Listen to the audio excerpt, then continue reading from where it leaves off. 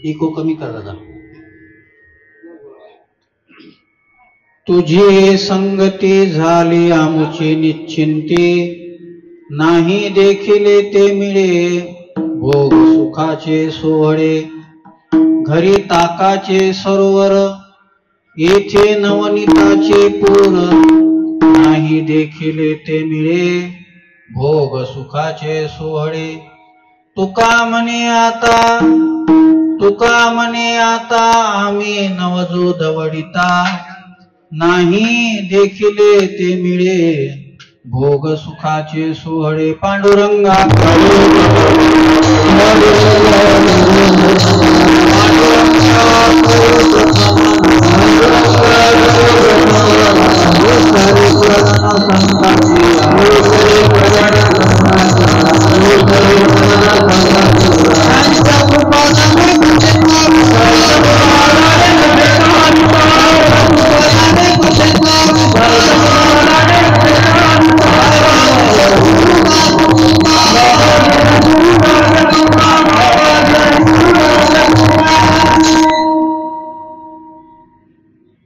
वर्णानामर्थ संज्ञानाम रसानाम छंदसामपि मंगलानांच कर्तारो वंदे वाणी विनायको सच्चिदानंद रूपाय विश्वोत्पत्त्याय दिहितवे तापत्रय विनाशाय श्रीकृष्णाय वयं नमः. यं प्रवजन्तमनुपेतमपेत कृत्यं द्वैपायनो विरह कातर आजुहाव पुत्रेति तन्मयतया तरवो विनेदु तं सर्वभूतहृदयं मुनिमानतोऽस्मि. नमो सद्गुरु तुकया ज्ञानदीपा, नमो सद्गुरु सच्चिदानंद रूपा, नमो सद्गुरु भक्त कल्याण मूर्ती, नमो सद्गुरु भास्करा पूर्ण कीर्ती. जयांचे केले स्मरण, होय सकळ विद्येचे अधिकरण. तेची वंदू श्री चरण श्री गुरूंचे ते नमस्कारोनी आता. मंगल भव मंगल हारी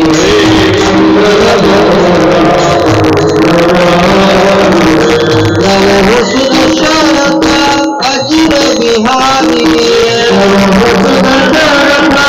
अजिर बिहारी जय जय हनुमान कृपा करो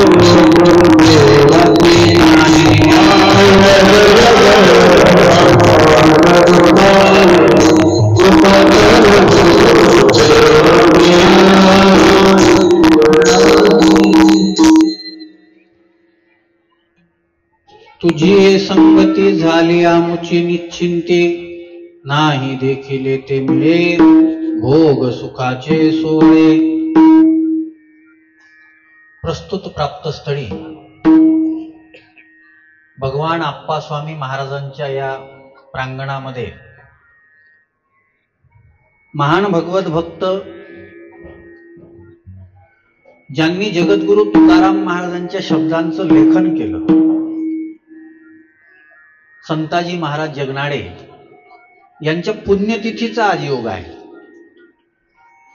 आणि त्या पुण्यतिथीच्या योगाच्या निमित्तानं संपन्न होणारा हा कार्यक्रम आपल्या या आप्पा स्वामी देवस्थानच्या वतीनं गेल्या 7 दिवसापासून भागवत कथेच्या माध्यमातून कृष्ण परमात्म्याचं चरित्र आपण पाहिलं. आणि वारकरी संप्रदायाचा नियम आहे की कोणत्याही कार्यक्रमाचा समारोप हा काल्यानं होतो. विठ्ठला विठ्ठला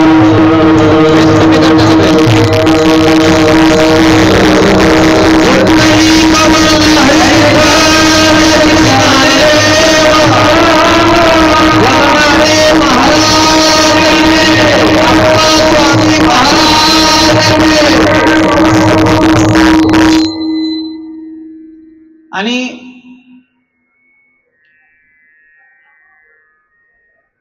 काही गोष्टी अशा फार वेगळ्या पद्धतीने ठरलेल्या असतात.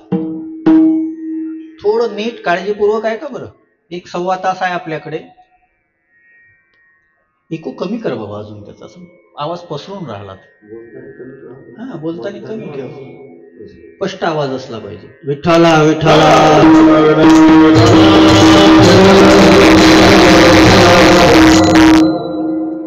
त्याचाही दोष नाही त्याच्यात, कारण की कोणी म्हणते वाढवून, कोणी म्हणते कमी कर. आजकाल बोलण्यापेक्षा गाणं जास्त झालं ना. कथेमध्ये कथा किती होते हा प्रश्नच आहे, गाणे किती होतात हा विषय आहे. म्हणतात गाणेच जास्त असतात त्याच्यामुळे ते इकोच वाढवून ठेवतात. ती अडचण आहे. ते काय करून, एक म्हणते असं कर, एक म्हणते तसं कर. असो, ऐका, नीट ऐका. आणि निमित्त फार चांगला आहे बरं. ज्ञानोबारायांचे शब्द आहेत ज्यांच्यामुळं मी इथे येण्याचं योगाला, आमचे गुल्हाने सर, आणि ज्यांच्यामुळे योगाला ते आमचे रुपेश भाऊ, दोघंही गुल्हानेच आहेत. आणि इथे आपल्या या दारवा नगरीमध्ये या तुमच्या घराचं काहीतरी एक मोठं योगदानही आहे. संताजी महाराजांची पुण्यतिथी का साजरी करायची? आपल्या समाजाचे होते म्हणून? हो, निश्चितच. आपल्या बापाचा आपण नाही करावं तर काय दुसरे करतील का? आपले वडील असतील, संत म्हणजे आपले वडील आहे, ज्यांनी आपल्याला चांगला मार्ग दाखवला. मग त्यांचा उत्सव आपण नाही करायचा तर कोणी करायचा? आपण करायचा. पण केवळ त्याच्यापुरतं हे मर्यादित नाही आहे. ज्ञानेश्वरीमध्ये एक फार सुंदर ओवी आहे. कीर्तन करणं हे रोजचंच काम आहे आमचं. कीर्तन ऐकणं हे जरी तुमचं रोजचं काम असेल, पण त्याचं निमित्त जर महत्वाचं असेल ना, ते नैमित्तिक कर्म होते. नित्य जे का कर्म, निमित्ताचे लाहे नियम. त्याला निमित्ताचं कारण आहे. आज निमित्ताचं कारण आहे की आज जगनाडे महाराजांची पुण्यतिथी आहे. आणि मग या जगनाडे महाराजांचा अधिकार काय आहे? माझी तर एक अपेक्षा आहे महाराष्ट्राकडून की ज्या ज्या संतांचे उत्सव आहे ना, त्या संतांच्या जीवनावरही प्रकाश पडला पाहिजे. आपण महाराष्ट्रात राहतो, ज्यांचे घरी फोटो लावतो त्यांचं जीवनच आपल्याला माहित नसते. कोण आहेत संताजी महाराज? काय त्यांचा अधिकार होता? आज जरी काल्याचं कीर्तन असलं, काल्यामध्ये प्रसाद द्यायचा असतो, काल्यामध्ये प्रसाद द्यायचा असतो. पण एक गोष्ट लक्षात घ्या, वारकरी संप्रदायामध्ये देवानंही काला केला आणि वारकरी संप्रदायामध्ये संतांनीही काला केला. भानुदास गीती गात प्रसाद देतो, पंढरीनाथानं प्रसाद दिल्यानंतर त्याचंही प्रमाण आहे. आणि त्याचबरोबर एकच टाळी झाली चंद्रभागे वाळवंटी, माझा ज्ञानराज गोपाळासिला ह्या वाटी. ज्ञानोबारायांनी सुद्धा प्रसाद दिलेला आहे. मग संतांनी प्रसाद दिल्यावर काय होते? संतांनी प्रसाद दिल्यानंतर काय होते? अरे आपला माणूस सुधारते याच्यामध्ये नवल नाही. जो विरोधी धर्माचा आहे आणि जो संतांचा अपमान करण्याकरता आलेला होता ना, तो सुद्धा प्रसाद दिल्यामुळे चांगला झाला. यवनांगावरी तुंकला प्रसाद देऊनी मुक्त केला, प्रसाद देऊनी मुक्त केला, प्रसाद देऊनी मुक्त केला. यवनांगावरी तुंकला प्रसाद देऊनी मुक्त केला, प्रसाद देऊनी मुक्त केला, प्रसाद देऊनी मुक्त केला. नाथ महाराजांचं चरित्र आहे, फार सुंदर चरित्र आहे. एक यौवन मुस्लिम व्यक्ती नाथ महाराजांच्या अंगावर 108 वेळा थुंकला, पण नाथ महाराजांनी त्याला ज्ञान दिलं. आता नीट ऐका, संतांची पुण्यतिथी का साजरी करायची? संत आम्हाला प्रसाद देतात. आणि भागवत असेल, रामायण असेल, भगवद्गीता असेल, याच्यामध्ये प्रसादाला फार महत्व आहे. पण प्रसाद म्हणजे केवळ हा नाही बरं, हा एक प्रतीक आहे. हा एक प्रतीक आहे. प्रसाद म्हणायचं कशाला? मी गुल्हाने सर प्रसादाची व्याख्या केली आहे. बघा पट्टेकात, तुम्ही चांगलं ऐकून राहिले, लक्ष देऊन राहिले, माझ्याकडं म्हणजे माझ्या शब्दांकडं नीट लक्ष द्या आणि माझ्या इकडं द्या. मी लक्ष देण्यासारखा जाऊ. विठ्ठला विठ्ठला.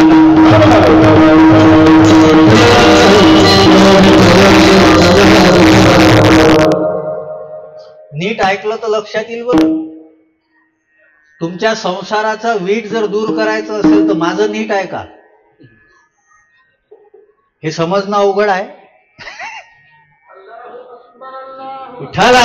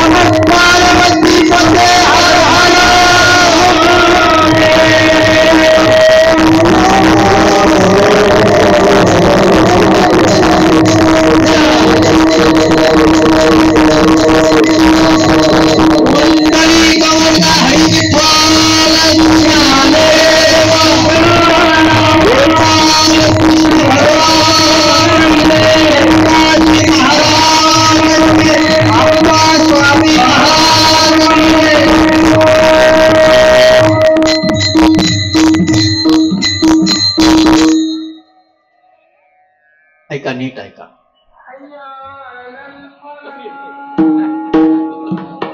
असू द्या, आपल्यालाही करून राहिलो, त्यांचाही तो अधिकार आहे. मग ते जे करून राहिले ना तेच आपण करा. मला झालं असेल का? विठ्ठल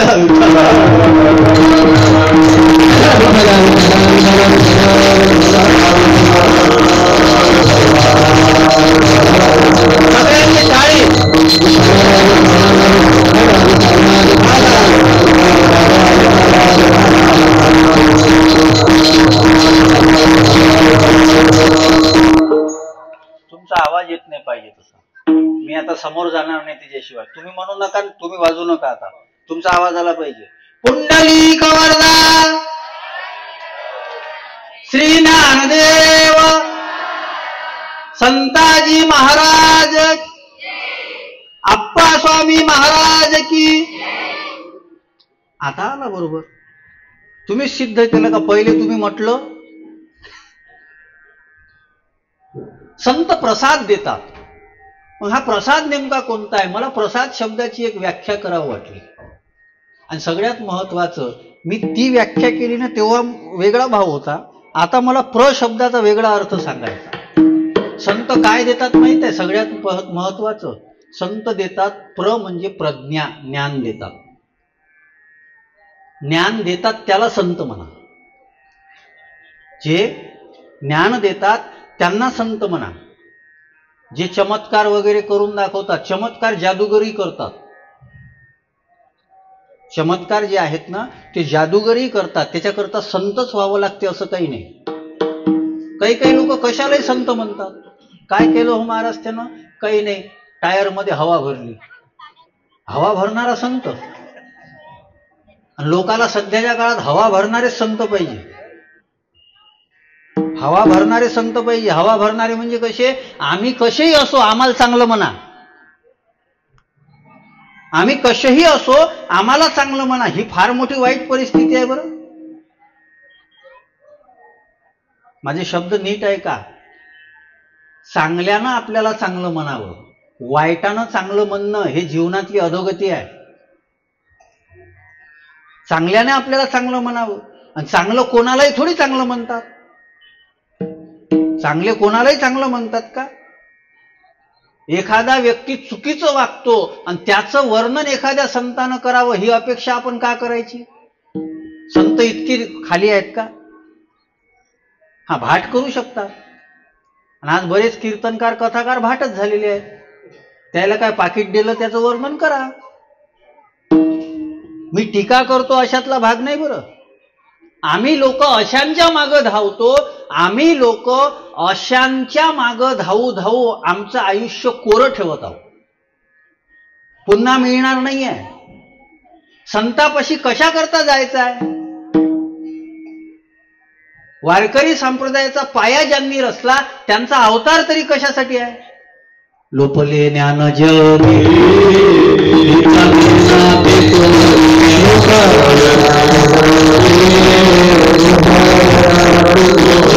अवतार पांडुरंग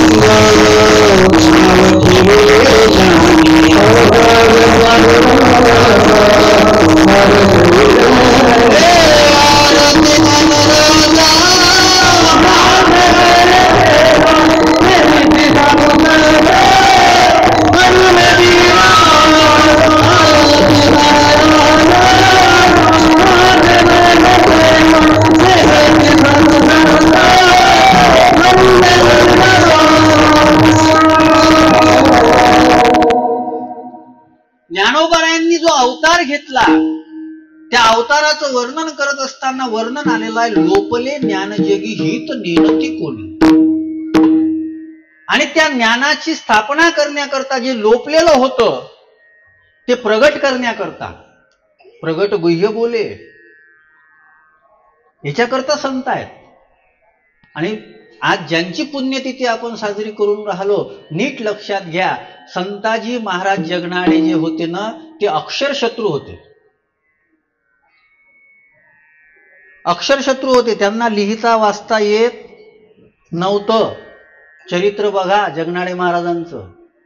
पण अडचण अशी होती की जगनाडे महाराजांचा जन्म आहे चाकणचा, जन्म आहे चाकणचा, आणि त्यांच्या आईचं गाव होतं सुदुंबरे. चाकणमध्ये व्यवस्थित परिस्थिती नाही म्हणून जगनाडे महाराजांना मामाकडं म्हणजे सुदुंबऱ्याला आले. आणि सुदुंबऱ्याला आल्यानंतर एकाच्या घरचे गाई चारत असताना ते भंडारा भामचंद्र डोंगरावर जायचे, भंडारा डोंगरावर जायचे. आणि भंडारा डोंगरावर तिथं जगद्गुरु तुकोबाराय यायचे. आणि जगद्गुरु तुकोबारायांचं ठरलेलं होतं, एक तर भजन करायचं, नाही तर मग अभंग गुणगुणायचे. ते जे शब्द रचना करत होते ते, आणि ते शब्द संताजी महाराज ऐकत होते आणि चांगल्या पद्धतीने ऐकत होते. संतांचे शब्द ऐकल्यानंतर माणसाला काय मोठेपण प्राप्त होते याचं उदाहरण जगनाडे महाराज आहे. आणि याच्यापेक्षा मोठं उदाहरण सांगू, याच्यापेक्षा मोठं उदाहरण म्हणजे भिंत. ऐका, नीट ऐका बरं, माझे शब्द गांभीर्यानं घ्या. तुकाराम महाराज, ज्ञानोबारायांनी भिंतच का चालवली? का चालवली भिंत? माणसं ऐकत नाही, भिंत ऐकते. माणसानं ऐकलं नाही तर त्यांची चांगली गती मिळाली नाही. भिंतीनं ज्ञानोबारायांचं ऐकलं तर भिंतीचं मंदिर आहे, लोक भिंतीच्या पाया पडतात. हे मी फक्त याच्यासाठी नाही सांगत, संतांचं ऐकत चला. जे संतांचं ऐकतात ना, तर ते दगड असले तरी त्यांचं मंदिर बनतात. माणूस जर असेल ना तर एक चांगलं व्यक्तिमत्व जन्माला होईल. आणि ते व्यक्तिमत्व म्हणजे संतांचं ऐकणारं व्यक्तिमत्व म्हणजे संताजी महाराज. तुकाराम महाराजांचे अभंग ऐकायचे, आणि अभंग ऐकत असताना खूप रसपूर्वक ऐकायचे. मग एक दिवस तुकाराम महाराज म्हणू लागले, म्हणे संताजी तुम्ही माझे अभंग ऐकता, एक काम करा ना, हे शब्द लिहून काढा, हे शब्द लिहून काढा. संताजी महाराज म्हणू लागले, तुकोबाराय मी अक्षरशत्रू आहे, मला लिहिता वाचता येत, मला लिहिता वाचता येत, आणि मी कसं काय अभंग लिहिणार आहे. म्हणे एक काम करा, काय पळसाचे पानं घेऊन या. तिथून पळसाचे पानं आणायला लावले, आणि त्या पळसाच्या पानाचे कागद झाले, दौत लेखणी तयार झाली. आणि तुकाराम महाराजांनी संताजी महाराजांच्या डोक्यावर हात ठेवला. संताजी महाराजांच्या, जाऊ द्या, कुत्रेही कीर्तन ऐकतात. संताजी महाराजांच्या डोक्यावर हात ठेवला, आणि हात ठेवल्यानंतर काय परिस्थिती झाली? कृपा केली या संताजी, आजी अलंकारी वाणी,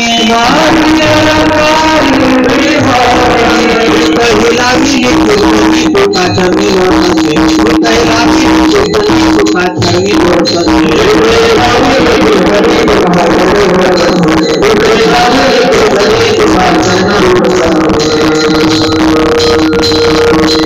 हात ठेविला मस्तकी, प्रसाद देऊन केली सुखी. हा प्रसाद आहे. आणि लगेच संताजी महाराजांनी अभंग लिहायला सुरुवात केली. कुठून आलं सांगा बरं? शाळेमध्ये न गेलेला व्यक्ती फक्त तुकाराम महाराजांच्या शब्दांनी कृपा केली आणि त्यांनी अभंग लिहायला सुरुवात केली. तुमच्या माहितीसाठी सांगतो, बोलू नका. ओ दादा, हे राहू द्या, प्रसाद वगैरे नंतर आणून टाका आता. ओ बाबा, ओ दादा, हे महत्वाचं नाही, ज्ञान महत्वाचं आहे. त्याच्यासाठीच तर सांगून राहिलो. हे प्रसाद महत्वाचा नाही, हे मी देऊन राहिलो तो प्रसाद जास्त महत्वाचा आहे. विठ्ठला विठ्ठला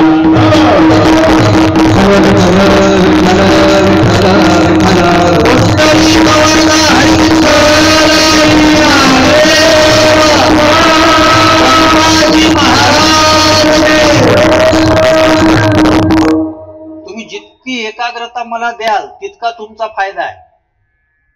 मला काही नाही, मला जे करायचं ते करील मी, पण जितकं मला एकाग्रता द्याल तितका तुमचा फायदा आहे. पहा तुमच्या नशिबात किती घ्यायचं तुम्हाला. कोणी मधात येऊ नका, काही करू नका. हे लहान लेकरांना विनंती आहे, हे बाई तुम्हाला ऐकायचं असेल तर बसा, नाही तर खेळा. तुम्ही, तुमचं वय नाही आहे ऐकायचं, तुमचं खेळाचंच वय आहे. हा, त्यांना जाऊ द्या बाहेर. विठ्ठला विठ्ठला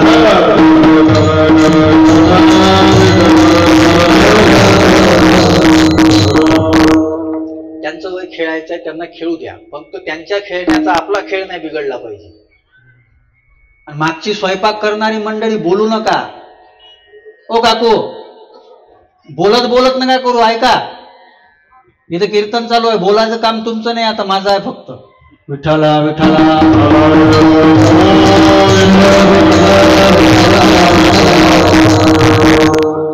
सगळेजण म्हणून महाराज लय खौट दिसते गड्या.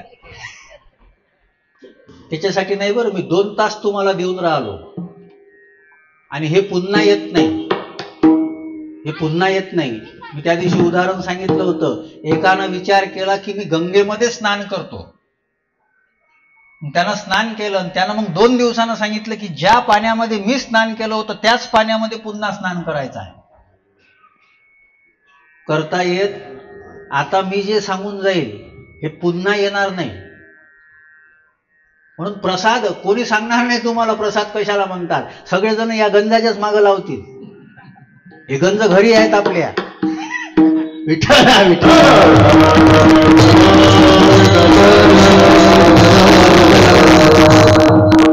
काल्याचा प्रसाद दुर्लभ आहे. नीट आहे का? वैकुंठी तो ऐसे काल्याचा प्रसाद दुर्लभ आहे. तर मला एक गोष्ट सांगा, काय असते हो काल्यात? दही, पोहे, मुरमुरे, डाळ हे स्वर्गात वैकुंठात भेटत नाही. हा प्रसाद दुर्लभ नाही आहे, हाच प्रसाद दुर्लभ आहे जो मी वाटणार आहे. जगद्गुरु तुकाराम महाराजांच्या अभंगाचं लेखन 3 लोकांनी केलं. त्याच्यामध्ये एक तुकाराम महाराज स्वतः आहेत.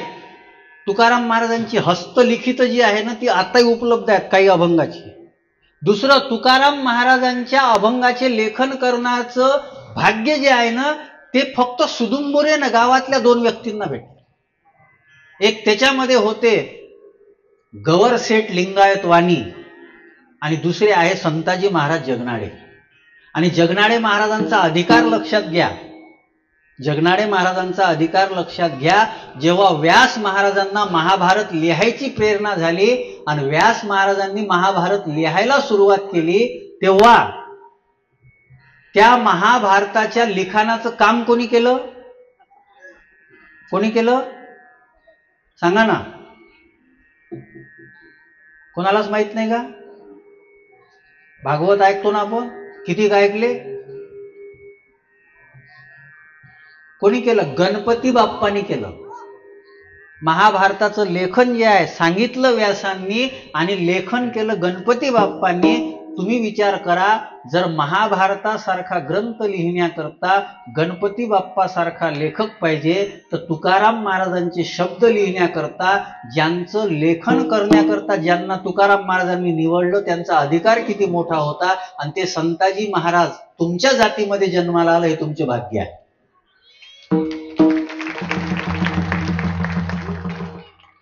हे तुमचं भाग्य आहे, हे आपलं भाग्य आहे. ते आपल्या महाराष्ट्रामध्ये जन्माला आले हे आपलं भाग्य आहे. तुकाराम महाराजांच्या शब्दाचं लेखन करणं सोपी गोष्ट आहे का? सोपी गोष्ट आहे? अरे कीर्तनकाराला अभंग पाठ होत नाहीत ना. म्हणून तर दुसरे गाणे म्हणावं लागतात. विठ्ठला विठ्ठला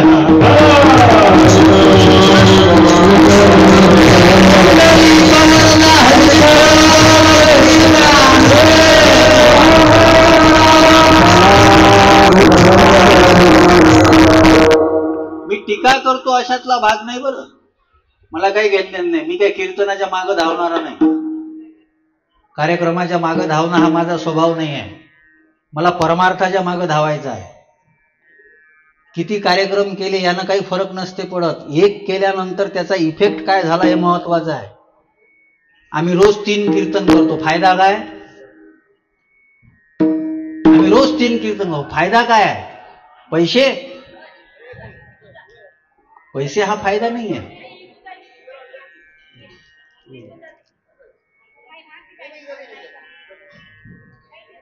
विठ्ठला विठ्ठला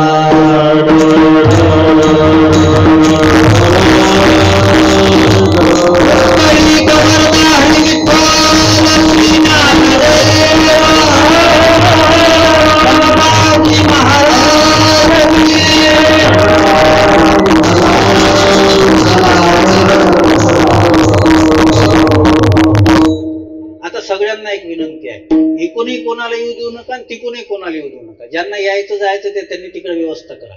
कोणी अदामदात येऊ नका. तुम्ही जास्त अंत पाहू नका बरं माझं. मी जय विठ्ठल करून टाकेल. मी लय माझा मूड गेला का मग अडचण येते बरं. येऊ नका दादा, मधात कोणीच येऊ नका. येऊ नको, कोणीच मधात येऊ नको. मागून येणारी जी मंडळी आहे ना, ती सगळी मंडळी आता जिथे मागं जागा असेल तिथं बसायचं आहे. कोणी समोर येऊन अडचण द्यायची नाही. आता हे लग्नाचा कार्यक्रम नाही आहे, कीर्तन आहे. तुम्ही येसाल तेव्हा आपण रिकाम पण व्हायला. बस राहू द्या, राहू द्या, कोणीच येऊ नका. आता तिथंच थांब दादा, जाऊ येऊ नको इकडे तिकडं. विठ्ठला विठ्ठला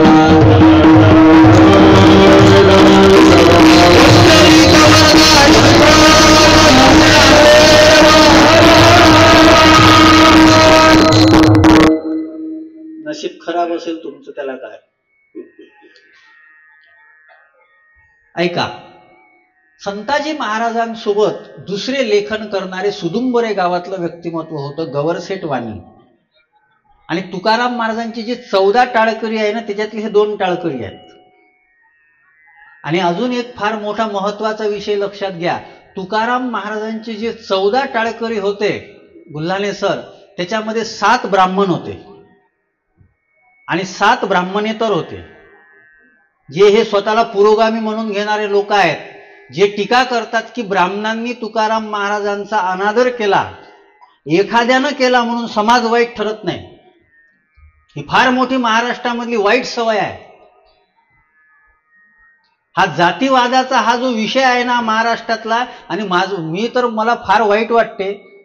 मला स्पष्ट बोलायची थोडी सवय झाली, त्याच्यामुळे बऱ्याच जणाला आवडते. मी असं लपून छपून बोलत नाही. हे महाराष्ट्रातले बरेच लोक, हे जे तुम्ही भाषण देताना ऐकताना, हे राजकारणी लोक, महाराष्ट्र हा फुले आंबेडकर शाहूंचा आहे. इथे जातीवाद नाही. मला सांगा, खरंच नाही? खरंच नाही का? आणि आमच्या संतांनी काय केलं? संतांजी महाराजांनी ज्यांना, आपलं तुकाराम महाराजांनी ज्यांना अभंग लिहायला लावले, ते संताजी महाराज जगनाडे हे तेली समाजाचे आहेत. आणि एक गंगाधर एक होते गवरसेठ वाणी, ते लिंगायत समाजाचे आहे. एक गंगाधरबा मवाळ होते, ते ब्राह्मण समाजाचे आहे. त्यांनी जात पाहिली का? हा 450 वर्षापूर्वीचा महाराष्ट्र आहे. लोक म्हणतात की आता काळ प्रगत झाला, काळ प्रगत झाला. आजचं दुर्दैव सांगू तुम्हाला, कीर्तनकाराची तारीख घेताना सुद्धा जात पाहणाऱ्या अवलादी आहेत. आणि यांना प्रमाण लक्षात येत नाही. वैष्णवाची याती वाणी जो आपण भोगितो पतन कुंभपाक, हे रामेश्वर शास्त्रीचं प्रमाण आहे. एखाद्या वारकऱ्याची, कीर्तनकाराची जात पाहून जर आपण कीर्तन घेत असेल ना, कीर्तन घेणारी नरकाला जातात. आज आम्हाला एक होणं गरजेचं आहे. ज्ञानोबारायांनी काय केलं? जात पाहिली नाही. ज्ञानोबारायांनी महाराष्ट्रामधलं वैभव लक्षात घ्या. ज्ञानोबाराय पृथ्वीवरचे पहिले संत आहेत की ज्या संतांना 18 पगड समाज जातीला एकत्रित केलं. मिळविली मांदी वैष्णवाची, वैष्णवाची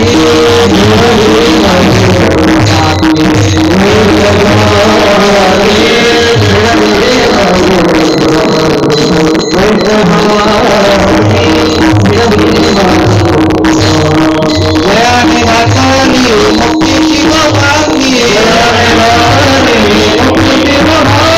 जयाने वाचली मुक्तीची गवांगी,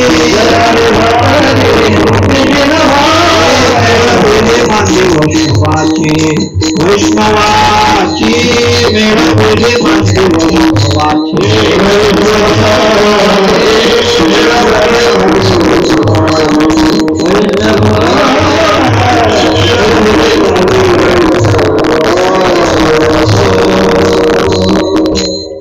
संतांची ताकद सामान्य नाहीये. आणि म्हणून ज्ञानोबारायांनी बघा, ज्ञानोबारायांना वाईट टाकणारे जे होते ते आळंदीतलेच होते, त्यांच्याच समाजातले होते. पण ज्ञानोबारायांची आरतीही त्यांच्याच समाजातल्या लोकांनी लिहिली. तुकाराम महाराजांचा गाथा बुडवणारे रामेश्वर शास्त्री, आरती करणारे रामेश्वर शास्त्री, याला संत म्हणतात. याला संत म्हणतात. ज्यांनी गाथा बुडवला त्यांनीच आरती करावी. हे इतकं सोपं नाही आहे. आपल्याला आपल्या घराच्या बाजूचा शेजारी बरा म्हणत नाही, आपल्याला आपल्या घराच्या बाजूचा शेजारी बरोबर म्हणत नाही. आणि संतांनी इतकी मोठी क्रांती केली. आणि त्यांचा आशीर्वाद असणारे संत म्हणजे संताजी महाराज आहेत. आणि तुम्हाला चरित्र कदाचित माहित नसेल, संताजी महाराजांना अभंग लिहायला सांगितलं. तुकाराम महाराजांचे अभंग संताजी महाराज लिहू लागले. आणि मग दोघही जण जेव्हा, एक अभंग आहे, सारिता गोधने माझे गुंतले वचन, आम्हा झाले येणे एका तेलिया कारणे. तेलिया का शब्द वापरला? कारण की संताजी त्या काळात तुकाराम महाराजांचे एक दुसरे भक्त होते, ज्यांचं नाव होतं संताजी बुवा पवार. तेही तुकाराम महाराजांचे भक्त होते. आणि तुकाराम महाराजांचा थोरला मुलगा जो दुष्काळामध्ये वारला, त्याचंही नाव संताजी होतं. म्हणून संताजीची ओळख देण्याकरता जुन्या काळामध्ये आपल्या जातीवरून आपल्याला ओळखलं जायचं. सुतार, कुंभार, तेल काढणारा तेली. आणि म्हणून आम्हा झाले येणे एका तेलिया कारणे. तुकाराम महाराज वैकुंठाहून परत आले होते. एक स्वतःच्या कन्येसाठी आले होते, भागीरथी करीती धावा. एक दुसरं जे आले होते ते गवरसेट वाहण्यासाठी आले होते. आणि संताजी महाराज आणि तुकाराम महाराज यांची चर्चा व्हायची. आणि त्यांची चर्चा होत असताना त्यांनी एकमेकांना शब्द दिला होता, आपल्यापैकी जो पहिले जाईल त्याला माती देण्याकरता आपण एक जण यायचं. आता तुकाराम महाराज वैकुंठाला निघून गेले. आणि तुकाराम महाराज जेव्हा वैकुंठाला गेले ना, तेव्हा त्यांनी संताजी महाराजांकडे निरोप पाठवला की बाबा संताजी, मी वैकुंठाला जाणार आहे. आता संताजी महाराज तेव्हा त्यांच्या मामाकडं काम करत होते, हेच काम करत होते, तेलाच्या घाण्याचं. आणि तेलाचा घाणा फिरवणं चालू होतं. त्यांना वाटलं एक घाणा फिरवून घेऊ आणि नंतर जाऊ. तर तो एक घाणा फिरवण्याच्या याच्यामध्ये तुकाराम महाराज वैकुंठाला निघून गेले. आणि मग संताजी महाराजांना वाईट वाटलं. संताजी महाराज म्हणू लागले की माझ्या या तेलाच्या घाण्या फिरवण्याच्या वेळेमुळं मला तुकाराम महाराजांचं दर्शन झालं नाही. लोकही नाव ठेवू लागले, काय तू तुकाराम महाराजांचा शिष्य, आणि ते जेव्हा वैकुंठाला गेले तेव्हा तू तिथं हजर नव्हता. असं म्हणतात की त्याच्यानंतर संताजी महाराज 40 वर्षापर्यंत जगले. आणि 65 वर्षाचं संताजी महाराजांचं वय झालं. आणि संताजी महाराजांचं शरीर पडलं. आणि शरीर पडल्यानंतर अंतयात्रा निघाली. संताजी महाराजांचा मुलगा बाळोजी बुवा आणि सगळेजण गेल्यानंतर संताजी महाराजांना जमिनीत टाकलं आणि माती टाकू लागले. ऐका बरं, संताजी महाराजांवर माती टाकू लागले. पूर्ण शरीर झाकल्या जायचं, पण संताजी महाराजांचा चेहरा झाकल्या जात नव्हता. संताजी महाराजांचा चेहरा जो आहे ना, तो झाकल्या जात नव्हता. सगळे विचार करू लागले की हा माणूस तर गेला, बरं गेला म्हणाव तर याचा चेहरा झाकला जात नाही. गेला म्हणाव तर चेहरा झाकला जात नाही, आणि जिवंत आहे म्हणाव तर नाडी श्वास सगळं बंद आहे. नेमकं समजायचं काय? लोक थांबले थांबले चालले गेले. रात्र झाली तरी संताजी महाराजांचे चिरंजीव बाळोजी बुवा हे तिथंच थांबले. आणि तेव्हा असं म्हणतात तुकाराम महाराज तिथं आले आणि तुकाराम महाराजांनी 3 मुष्टिका माती टाक तेव्हा लोपविले मुख. तेव्हा तोंड झाकलं गेलं. तुकाराम महाराजांना संताजी महाराजांचे शब्द खरे करण्याकरता वैकुंठावरून पुन्हा यावं लागलं. हा संताजी महाराजांचा अधिकार आहे. विठ्ठला विठ्ठला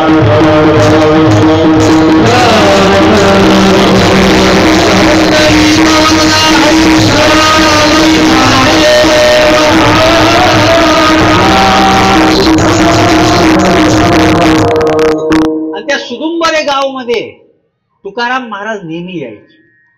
हे सुदुंबोरे गाव जे आहे ना हे देहू पासून 3 मैल अंतरावर आहे. आणि तुकाराम महाराज जेव्हा भंडारा भामचंद्र डोंगरावर जायचे ना, त्या डोंगरावर जात असताना हे गाव लागायचं. त्या गावातली गवरसेठ वाणी आणि ही मंडळी थांबवायची, तुकाराम महाराजांना कीर्तन करायला लावायची. काय अधिकार असेल बघा. तुकाराम महाराज कीर्तन करायचे आणि त्याच्यामध्ये ओळख झाली. आणि हे सुदुंबोरे गाव जे आहे ना हे 2 नदीच्या संगमावर आहे. 2 नदीच्या संगमावर आहे. आणि जगद्गुरु तुकाराम महाराज हे व्यापाराकरता गावोगावी जायचे. तिथे 9 लाख उमरा म्हणून एक गाव होतं. तिथच्या व्यापाराकरता जेव्हा ते जायचे, परत येता येता तिथे सुदुंबोऱ्यामध्ये थांबायचे. आणि तेव्हा सगळ्या या लोकांची भेट व्हायची. या सगळ्या संगतीतून संताजी महाराजांचं चरित्र घडलेलं आहे. त्या संताजी महाराजांना जगद्गुरु तुकाराम महाराजांनी ज्ञानाचा प्रसाद दिला. आम्हालाही संताजी महाराजांच्या पुण्यतिथीच्या निमित्तानं ज्ञानाची चव मिळावी, ज्ञान मिळावं, चांगल्या लोकांनी आमचा स्वीकार करावा. ज्ञानेश्वरीमध्ये फार सुंदर ओवी आहे, सज्जनी आपुला मनितला.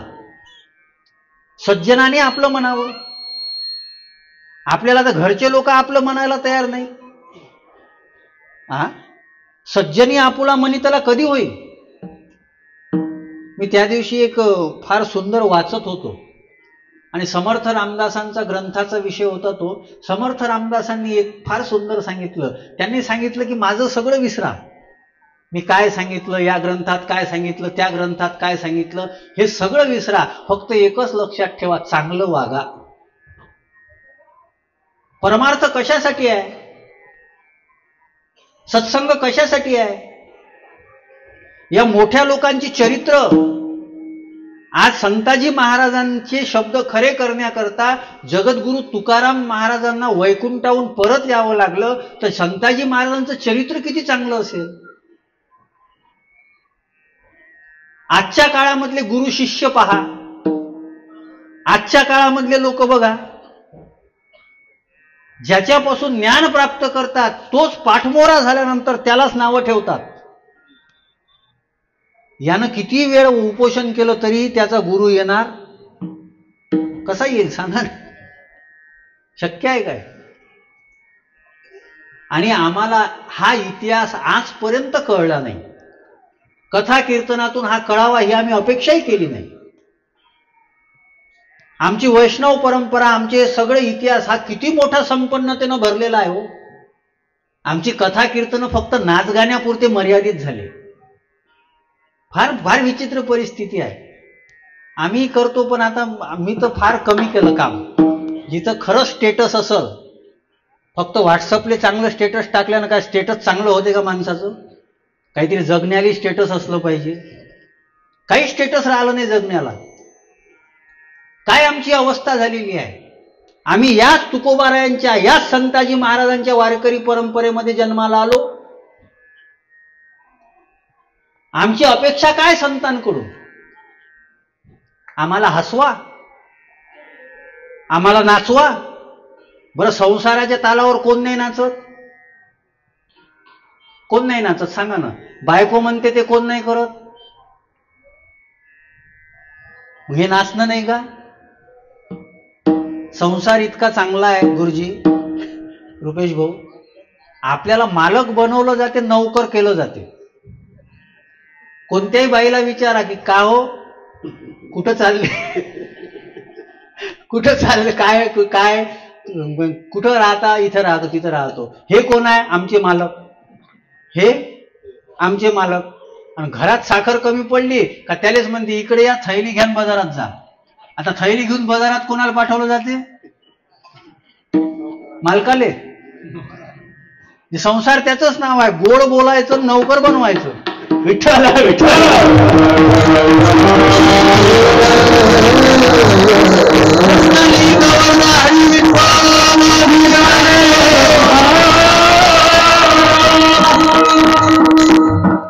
आम्हाला आज प्रज्ञेची गरज आहे. आम्हाला नौकर नाही बनायचं, मालक बनायचं. आमच्या अस्तित्वाची कोणीतरी दखल तर घेतली पाहिजे. आमच्या अस्तित्वाची कोणीतरी दखल तर घेतली पाहिजे. आणि अस्तित्वाची दखल चांगलं वागल्यानंतर घेतली जाते. संताजी महाराज संत होते, ते चांगले वागले म्हणून आज पूर्ण महाराष्ट्रात नाही, महाराष्ट्राच्या बाहेरचा तेली समाज सुद्धा त्यांची पुण्यतिथी साजरी करते. आपले लेकरं आपली पुण्यतिथी सोडा, काही समोरचं करतील का नाही हाही प्रश्न आहे. कारण की आम्ही चांगले संस्कार देण्याकरता, चांगलं ज्ञान देण्याकरता कमी पडून राहिलो. अडचण ही आहे ना. कथा कीर्तन कशासाठी आहे? चांगले संस्कार देण्यासाठी. आता मला इथं सांगा, इथं किती तरुण पोरं आहेत?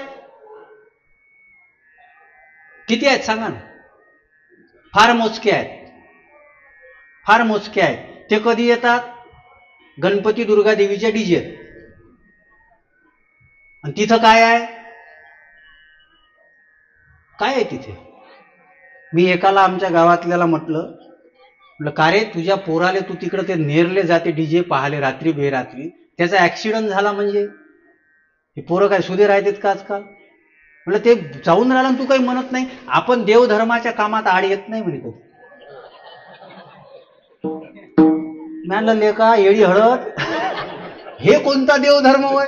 बरं गावात एवढे सप्ते होते, हे तो आलं धसकट्टे, हे काही याच्यात दिसत नाही मला. तवा काऊन नाही तू म्हणत का देवधर्माच्या कामात येत आम्ही आडकाठी करत नाही म्हणून? मी माझा एक आरोप आहे बरं, लेकरं बिघडले नाही, मायबापच बिघडलेले आहे. माझा खरंच आरोप आहे. बरेच जण मला काय म्हणतात, गुल्हाने सर, महाराज आमच्या पोराला काही सांगत जाणो. काय त्याला सांगत जाणं काय, सप्त्या बिप्त्यात कीर्तनाला येत जा. मी म्हणलं पण त्याला मी सांगेन, पण तू तर मला कवाच नाही दिसला. म्हणजे तो आहे पोरग चांगलं झालं पाहिजे, तू नाही चांगलं झालं पाहिजे. बरं पोरग पहिले कोणाला पाहिजे? घरी. त्याचा बापच जर त्याला चांगला दिसत नसेल तर त्यानं काय करावं? हे थोडंसं कठोर वाटेल बरं, पण हे खरी गोष्ट आहे. ही खरी गोष्ट आहे. आम्ही असं एकदा गेलो बा एका ठिकाणी, या म्हणे महाराज. गेलो, चहा घेता का? म्हणलं नाही बा, कॉफी जमते. ठीक आहे म्हणे कॉफी. मी म्हणत नाही बरं, पण आता आमच्या संग माणसं एवढे चांगले आहे का ते बरोबर साधून घेते. गजानन भाऊन जमून घेतलं. आपण मी संकोच करतो थोडासा. म्हटलं मी चहा घेत नाही आणि काहीच घेत नाही. नाही म्हणे का असं कसं कॉफी? म्हणलं असं तर करा बा. ते म्हणे ठीक आहे कॉफी. म्हणे महाराज एक गोष्ट बोलायची होती. काय? माझं पोरग जे आहे ना, त्यानं राजीव म्हणे इंटरकास्ट लग्न केलं. तुम्ही जरा असं समजून सांगा ना, ते जोर करून राहिला म्हणे इंटरकास्ट लग्न करायला. मी म्हटलं आता मी कसं समजून सांगू, पण आता चहा कॉफी घ्यायची होती, नाही कसं म्हणा. त्याच्या घरी बसल्यानंतर आता कसं, बरं ठीक आहे बा प्रयत्न करतो. थोडा वेळ झाला, त्यानं पोराले पाठवलं, ते बाहेर गेला. आणि बाहेर गेल्यानंतर त्यानं मला सांगितलं होतं इंटरकास्ट मॅरेज करायला जोर करून राहिला. मी त्याला सहज विचारलं, म्हटलं का रे काय? म्हटलं तुझं वय किती झालं? म्हणे महाराज झालं म्हणे 28-29. म्हटलं मग लग्न वगैरे? हो म्हणे बस आता जमवलेलंच आहे म्हणे. म्हटलं मग कुठची आहे मुलगी? त्यानं सांगितलं सगळं. अरे पण म्हटलं हे जातीची नाही ना. महाराज म्हणे खरं सांगा म्हणे, मा बापानं सांगितलं म्हणे तुम्हाला. हे कोण सांगितलं म्हणे तुम्हाला? मा बापानं सांगितलं म्हणे तुम्हाला. त्याचं ऐकू नका म्हणे. अरे पण मी म्हटलं ते चांगलं सांगून राहिलं ना, त्याचं ऐकू नका. म्हणे काऊन नका ऐकू? अरे मी तरी म्हणे दुसऱ्या जातीची करून राहिली, यानं दुसऱ्या धर्मातली आणली. माय ते दुसऱ्या धर्मातली आहे आणि तिचा मी वय. मी हे विनोदासाठी नाही सांगून राहिलो तुम्हाला. आणि प्रमाण तेव्हा सार्थ ठरतात. शुद्ध बीजापटी फळे रसाळ गोमटी. इथं सडलेले बीजच जर सडलेले असेल तर फळे रसाळ कशी येतील?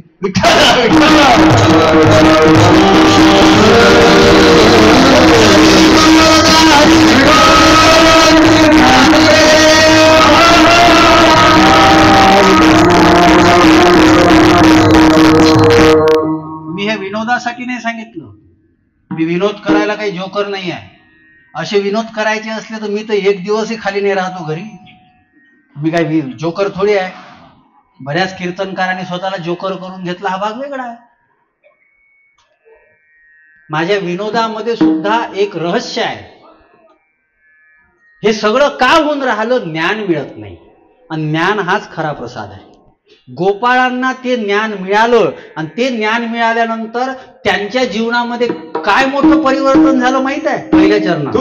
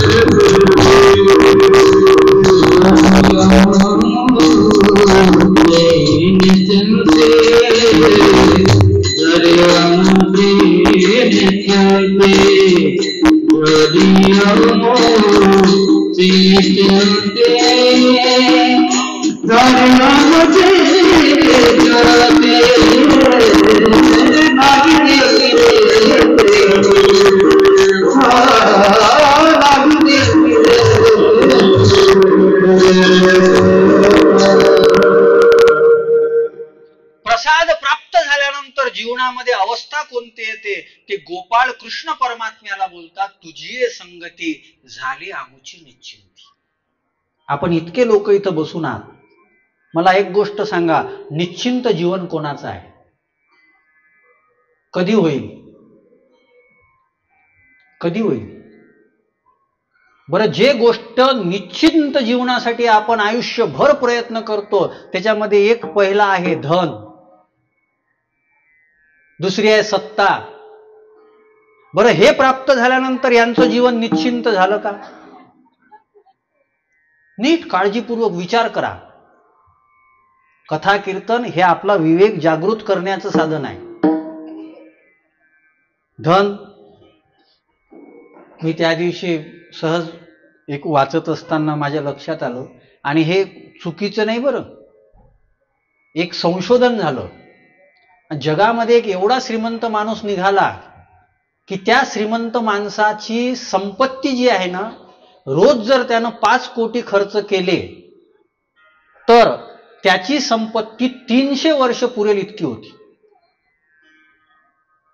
5 वर्ष जर रोजचे 5 कोटी, 500 रुपये नाही, 5 लाखही नाही, 5 कोटी रुपये जर त्यानं रोजचे खर्च केले तर त्याची संपत्ती 300 वर्षापर्यंत पुरेल. हे सगळं ठीक आहे, पण मला एक गोष्ट सांगा, हा 300 वर्ष टिकेल का? म्हणजे ज्या गोष्टीच्या भरोशावर आपण निश्चिंत झालो असा आपण नाव आणतो. आणि सत्ता पकडा, सत्ता किती भेटली तरी निश्चिंत होतो का? तो होतो का सांगा? ते आराम करते का? सत्ता किती भेटली, कितीही भेटली, पहिले जिल्हा परिषद सदस्य होता, मग आमदार झाला, आमदाराचा मंत्री झाला, मंत्रीचा खासदार झाला, खासदाराचा बरेच मंत्रीपद भेटले, क्रिकेटचंही अध्यक्षपद, हॉकीचंही अध्यक्षपद, बेसबॉलचंही अध्यक्षपद, कुस्तीचंही अध्यक्षपद, याचंही अध्यक्षपद, त्याचंही अध्यक्षपद. आयुष्य संपण्याकडे चाललं तरी याला भेटावंच वाटते. कधीतरी थांबावं लागेल ना. आणि संत का सुखी आहेत? संत का सुखी आहेत? कारण की संत म्हणतात की आमच्या जीवनामधल्या इच्छा ज्या आहे ना त्या आता थांबलेल्या आहेत. कुंटलिया धावा तृष्णेची, कुंटलिया धावा तृष्णेची, कुंटलिया धावा तृष्णेची,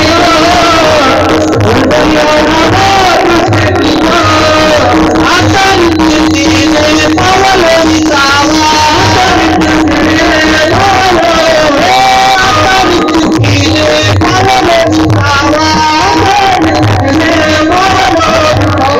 कुंटलिया धावा तृष्णेची, कुंटलिया धावा तृष्णेची, कुंटलिया धावा तृष्णेची.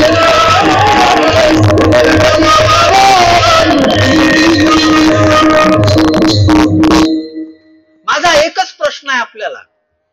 तुमच्याकडे खूप सत्ता आहे, तुमच्याकडे खूप संपत्ती आहे, पण आपण निश्चित विश्वासानं सांगू शकत नाही की 2 पिढ्यानंतर आमचं नाव कोणी काढलं पाहिजे.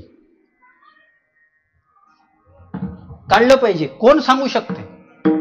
काही लोक आम्हाला येऊन सल्ले देतात, महाराज काय तुम्ही राजे तसेच राहिले. म्हणजे कसे? काऊन लग्न नाही केलं? बरं म्या नाही केलं तर काळजी आली. बरं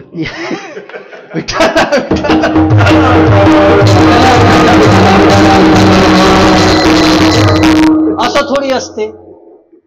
म्हणलं जाऊ दे ना बा, मी माझं जीवन मला जगू दे ना माझ्या पद्धतीनं. गेली ती बिचारी आमची आजी होती, मला म्हणे बाबू असं नसते, म्हातारपणी कसं होईल बाबू, असं नसते, म्हातारपणी कसं होईल. आणि बघा ती जेव्हा म्हातारी झाली, 2 पोरं होते, एकही पोरग सोबत राहिलं नाही, एकही सून सोबत राहिली नाही. ते दोघंही बाहेर गावला गेले आणि ही म्हातारी एकटीच घरी राहिली. कोण सांभाळलं? कोण सांभाळलं? आज आमची अडचण सांगू खरी काय आहे? आम्ही समोरच्या भविष्याच्या तयारीच्या नादामध्ये वर्तमान जगायचं विसरून चाललो. माझे शब्द नीट लक्षात घ्या बरं. साधी मराठी आहे, वराडी, काही पुण्याची भाषा नाही आहे, पण तरी अवघड जाते बऱ्याच जणाला. साधे शब्द आहेत. आम्ही वर्तमान जगायचं विसरून जातो आणि भविष्याचीच काळजी करत राहतो. करू नये असं मी म्हणत नाही, अरे पण किती करून ठेवायची? साधू संतांचं जीवन निश्चिंत का आहे याचा विचार केला तुम्ही? कारण की त्यांना माहित आहे की आपण काही गोष्टी बदलवू शकत नाही. नशीब कोणाला बदलवता येत? प्रारब्ध कोणाला बदलवता येते? नाही बदलवता येत. ते त्याची काळजी करत नाही. आणि त्यांच्या जीवनाचं फार सुंदर एक सूत्र आहे. कोणतं माहित आहे? ठेविले अनंते तैसेची राहावे, ठेविले अनंते तैसेची राहावे,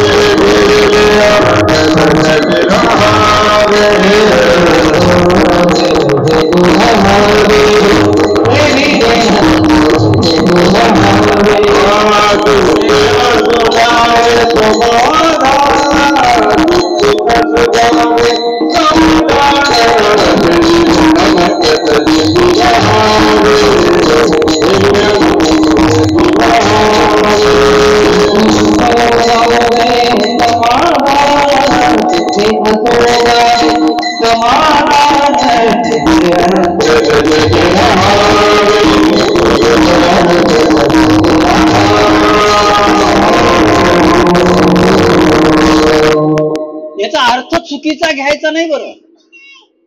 याचा अर्थ जो आहे ना तो चुकीचा घ्यायचा नाही. ठेविले अनंते तैसेची राहावे याचा अर्थ फक्त जागेवर बसून राहायचं आणि काहीच करायचं नाही असा अर्थ घेऊ नका. एक मराठीचा चित्रपट आला होता. मी छत्रपती शिवाजीराजे भोसले बोलतोय. त्याच्यामध्ये त्या महेश मांजरेकरनं हे प्रमाण वापरलं होतं की आम्हाला शिकवलं गेलं ठेविले अनंते तैसेची राहावी. याचा अर्थ तसा होत नाही. तुम्ही प्रयत्न करू नका असा अर्थ नाही आहे. पूर्ण वारकरी संप्रदाय समजून घ्या. पूर्ण ज्ञानेश्वरी तुम्ही बघा. ज्ञानेश्वरीमध्ये स्पष्ट सांगितलेलं आहे की तुम्ही तुमचं कर्म केल्याशिवाय राहू नका. आणि हा कर्म हाच तुमचा देव आहे. कोणीच सांगितलं नाही. कोणत्याच संतांनी असं सांगितलेलं नाही. आम्ही तर देवाची पूजा वेगळ्या पद्धतीनं सांगितलेली आहे. कोणती आहे देवाची पूजा? स्वामी काज गुरुभक्ती पितृवचन सेवापती हेची विष्णूची महापूजा. हे शिकवणारे संत आहेत आमच्यापाशी. आणि या संतांच्या ज्ञानापासून जर आम्ही दूर राहत असू तर आमचं जीवन निश्चिंत होऊ शकत नाही. किती मोठा श्रीमंत असेल, किती मोठा सत्तावान माणूस असेल, त्याच्या एक आग जी असते ना, ती आग कधी शांत होत नाही. ती आग शांत झाली पाहिजे. आणि ती आग घेऊनच जर आपलं शरीर पडलं ना, पुन्हा जन्ममरणाच्या फेऱ्यामध्ये फसावं लागते. आपल्याला आपली काळजी तर नाही, पुढच्या पिढीची काळजी, त्याच्या पुढच्या पिढीची काळजी, त्याच्या पुढच्या पिढीची काळजी. अरे कधीपर्यंत करायची काळजी? कधीपर्यंत करायची सांगा ना. ते गोपाल म्हणतात, देवा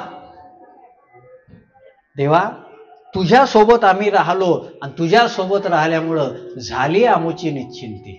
आज आमचं जीवन निश्चिंत झालेलं आहे. आम्हाला आता काहीच प्राप्त करावं वाटत नाही.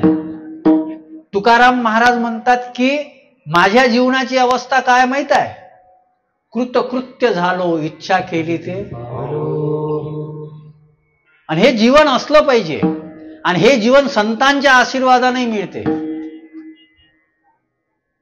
तुकाराम महाराजांचा एक अभंग आहे, जन्मा आलो याचे आजी फळ झाले साचे, तुम्ही सांभाळिले संती भय निरसिले खंती. आणि नंतर आहे कृतकृत्य झालो इच्छा केली ते. लोक दुसरीकडे लावतात. आम्ही कृतकृत्य झालो कशामुळं? संताजी महाराजांना ज्या पद्धतीनं तुकाराम महाराजांनी सांभाळलं ना, तसं संताजी महाराजांनी जर आम्हाला सांभाळलं तर आमचं जीवन कृतकृत्य झालं. विठ्ठला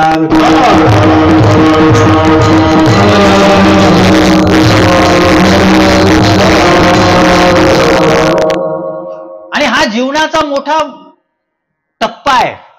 जगद्गुरु तुकाराम महाराज म्हणतात, आलो म्हणे तुका संतू न्यावया विष्णू लोका. मी संताजी महाराजांना घेण्याकरता आलेलो आहो. आपल्या शिष्याला मेल्यानंतरही त्याची इच्छा पूर्ण करण्याकरता तुकाराम महाराजांसारखा महापुरुष जर येत असेल ना, ही जीवनाची सार्थकता आहे. ही जीवनाची सार्थकता आहे. आपल्या जीवनात काय आहे?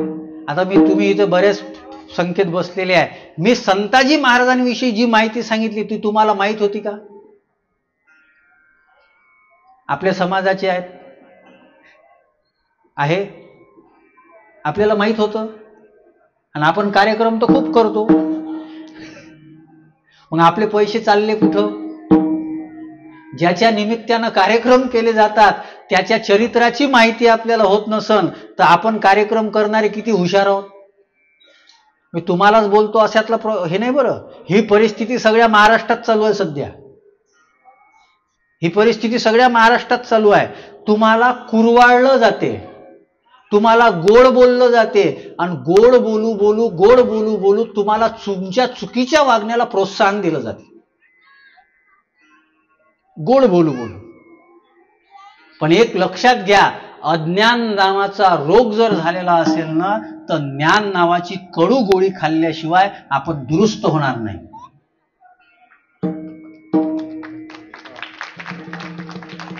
लेट करंट आहे पण करंट आहे हे महत्वाचं आहे. विठ्ठल विठ्ठल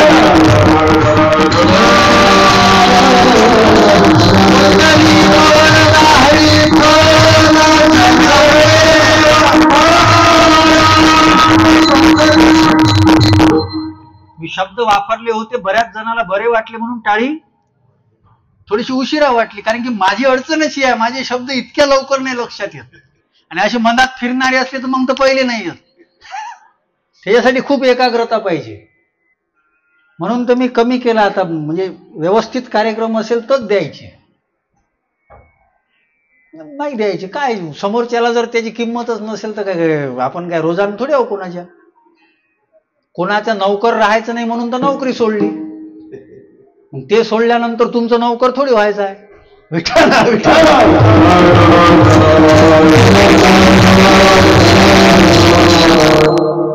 तुझी ये संगती झाली आमुची.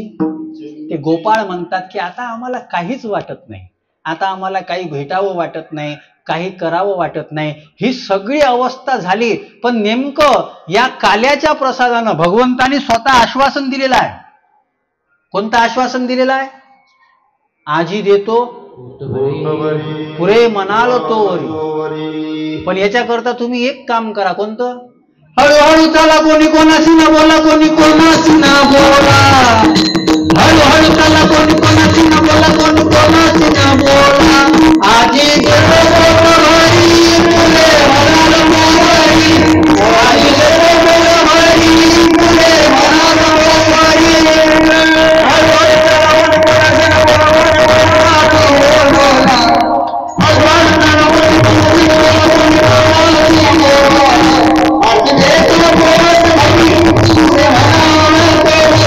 आजी देतो हरी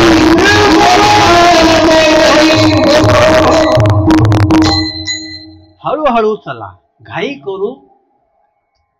तुमची निश्चिंती होईल, पण घाई ना.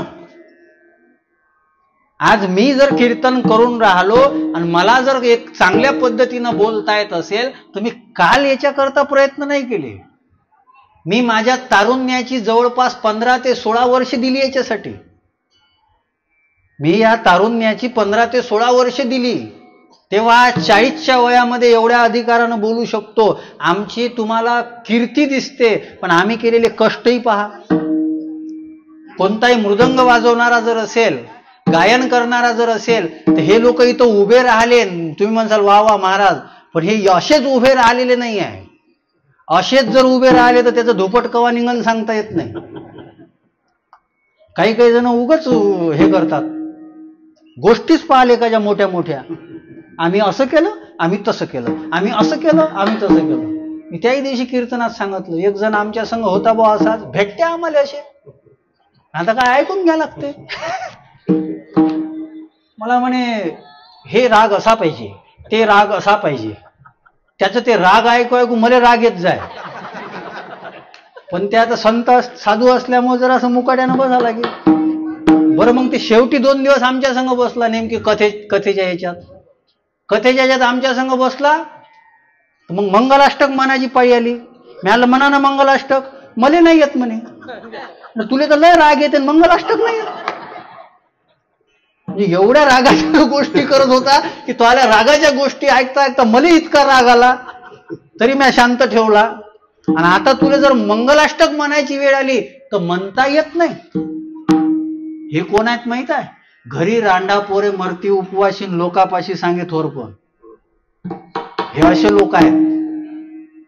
कोणताही साधू मोठा झाला, कोणताही महापुरुष मोठा झाला, त्याची तुम्हाला कीर्ती दिसते, किंमत दिसते, पण त्यानं त्याच्याकरता घेतलेले कष्टही पहा. आज संताजी महाराजांनी कष्ट घेतले, तेव्हा त्यांची पुण्यतिथी आहे. त्याच्यासाठी काय केलं? घाई नाही केली त्यांनी, हळूहळू चला. आणि दुसरं कोणी कोणाशी ना सांगू नका. सत्कर्म झाकून ठेवा. ज्ञानेश्वरीमध्ये फार सुंदर ओवी आहे. नाना कृषीवळू आपुले, पांगुरवी पेरिले, तैसे निपजले झाकी पाप पुण्य दान पुण्य. बी जे असते, बी असं मोकळं ठेवता येत नाही. खुल्लं ठेवलं तर ते अंकुरित होत नाही, त्याला झाकावं लागते. आपण केलेलं सत्कर्म जे आहे ना ते झाका. त्याची जाहिरात करू नका. त्याची जाहिरात केली ना त्याचं पाहिजे तसं फळ मिळत नाही. लोक तर लगेच, महाराज आम्ही 1 माळ जप केला, अभि पण आमचं तर फिरूनच राहिली. आमचे भाऊसाहेब महाराज वरोलीकर होती, त्याची तर झोपीतही फिरत होती. तू तर झोपीत फिरत. विठ्ठल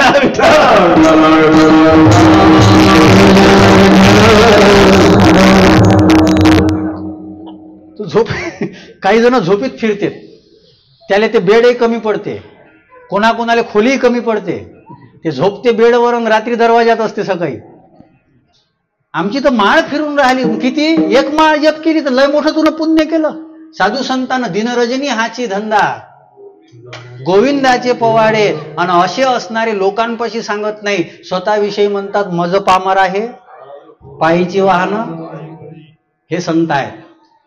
या संतांच्या आशीर्वादानं संताजी महाराज घडलेले आहेत.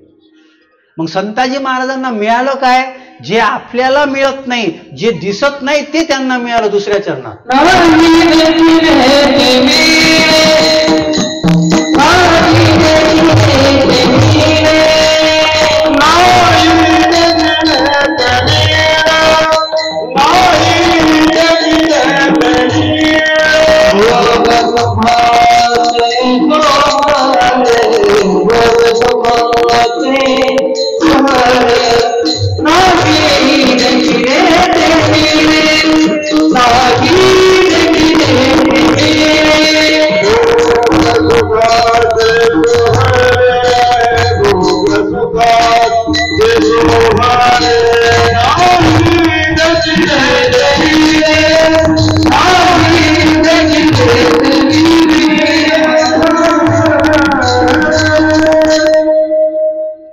जगद्गुरु तुकोबाराय त्या गोपाळांच्या बोलण्याचा अनुवाद सांगतात. ते गोपाळ कृष्ण परमात्म्यासोबत संवाद करत असताना म्हणतात, आम्हाला नाही देखिले ते मिळे. जे पाहलो नाही कोणी, जे आम्हाला कधीच पाहायला भेटलं नाही, पाहणारी वस्तू भेटली. याच्यामध्ये फार मोठं कोणतं नवल आहे? कोणतं नवल आहे? पैसा आपण पाहिला नाही का?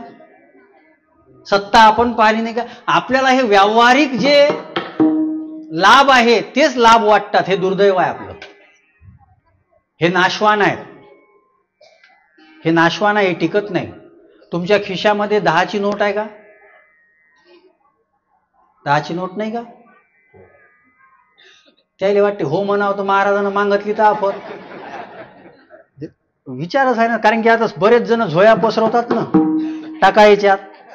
ते म्हणून बा आपण दाखवा यायनं म्हणावं टाका बा आमच्या याच्यासाठी, लय मोठी अडचण आहे ना.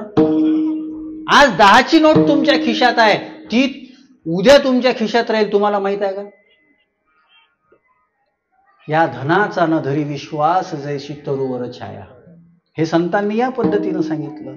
सत्ता कोणाची टिकते? सत्ता असल्यानंतर पाय जमिनीवर असले तर टिकून राहते. पाय जर जमिनीच्या वर गेले तर चांगल्या चांगल्याचं धुपट निघते. बरेच जण माजल्यासारखे करत होते, पुरा माजच उतरला, हवेत पाय गेले होते त्याची वाले. हवेत गेलते ना ते, हवेत तरंगून राहिले होते, जसे काय मालक झाले होते देशाचे. अजून एक गोष्ट लक्षात घ्या, लोकशाहीमध्ये आपण निवडून दिलेले आपले प्रतिनिधी असतात, आपले मालक नसतात. हा भाव ज्या दिवशी सामान्य जनतेच्या मनामध्ये दृढ होईल ना, त्या दिवशी खरी लोकशाही तयार होईल. आजची लोकशाही नाही, लोकप्रतिनिधीची हुकुमशाही झाली एक पद्धतीची. मालक बनवू नका त्यांना, ते आपल्या कामासाठी आहेत.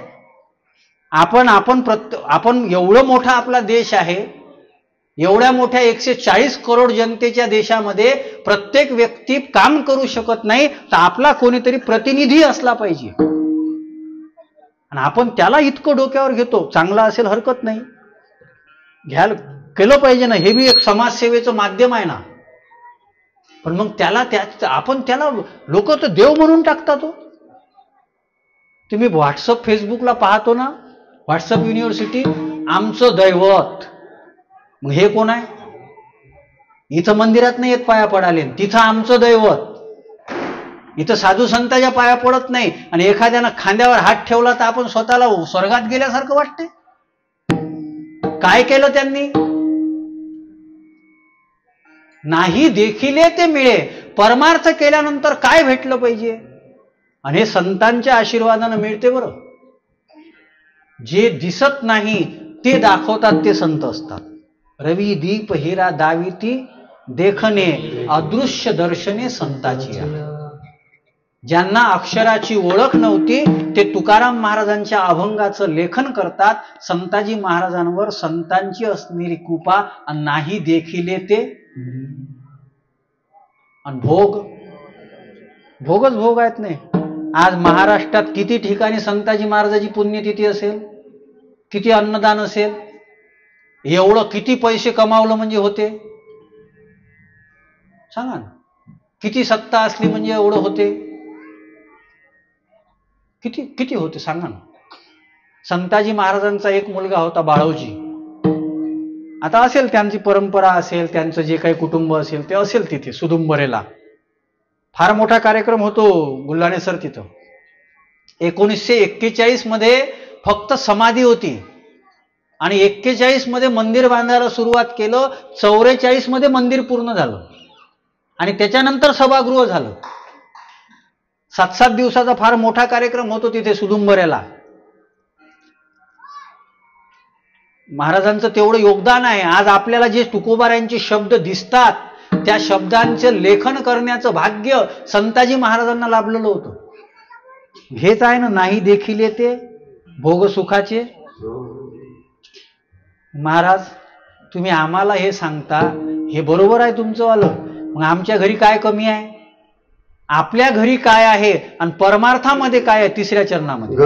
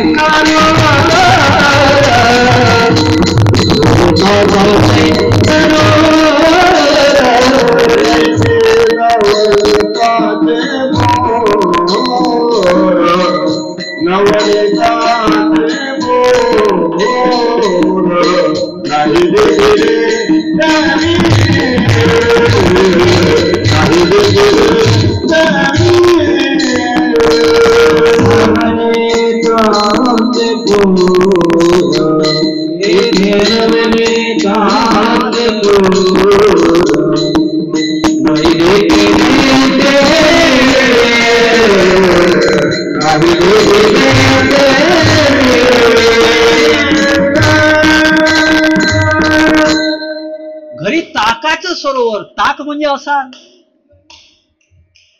घरी काय आहे, संसारात काय आहे? आपल्याला लेकरं होतात, मग जनावराला होत नाही का? आपल्याला याच्यातच मला 2 पोरं आहे, डुकराला किती असते? लेंडारच राहते मांग. एका जमात 20. ती गाडी गेली का ते आपल्याला गाडी थांबवा लागते, पण ते नाही थांबत. मी हे थोडंसं बिभत्स वाटते ऐकायला, पण हे माझे शब्द नाही. ज्यांनी भागवत कथा मंडपात आणली ना, ते डोंगरे बाबा काय म्हणायचे माहित आहे? हमें जो सुख पंच पकवान खाने में मिलता है वही सुख डुक्कर को विष्ठा खाने में मिलता है. आपल्याला पंचपक्वान खाण्यामध्ये जो आनंद मिळतो, डुकराला घाण खाण्यामध्ये तो आनंद मिळतो. आनंद सारखाच आहे, आनंद सारखाच आहे. तो आनंदच नाही आहे, तो आनंदच नाही आहे. खरा आनंद कोणता आहे? आणि तुम्ही बघा, मी अजून वेगळ्या पद्धतीने बोलतो. मी मुद्दा म्हणून सोपी सोपी उदाहरणं देऊन राहिलो बरं तुम्हाला. एकदम काही असं कालाच मांडून राहिलो असं नाही, वेगळ्या पद्धतीनं काला मांडून राहिलो. तर काला तुम्ही नेहमीच ऐकता, म्हणून वेगळ्या पद्धतीनं काला मांडतोय. ऐका, श्रीमंत माणसापाशी पैसे आहे, श्रीमंत माणसापाशी पैसे आहे, पण खायचं सुख आहे का त्याला? सगळे नाही बरं, बरेच. आता आम्ही फिरत राहतो तर आम्हाला दिसते ना,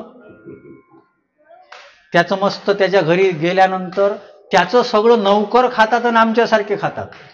हे काय म्हणते? डायट. तुम्ही काय घेता? गांजर. विठाला विठाला.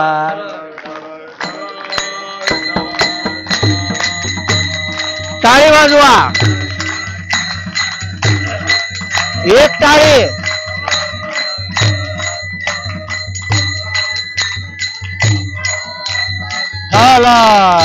विठ्ठला. बोला बोला सगळ्यांनी.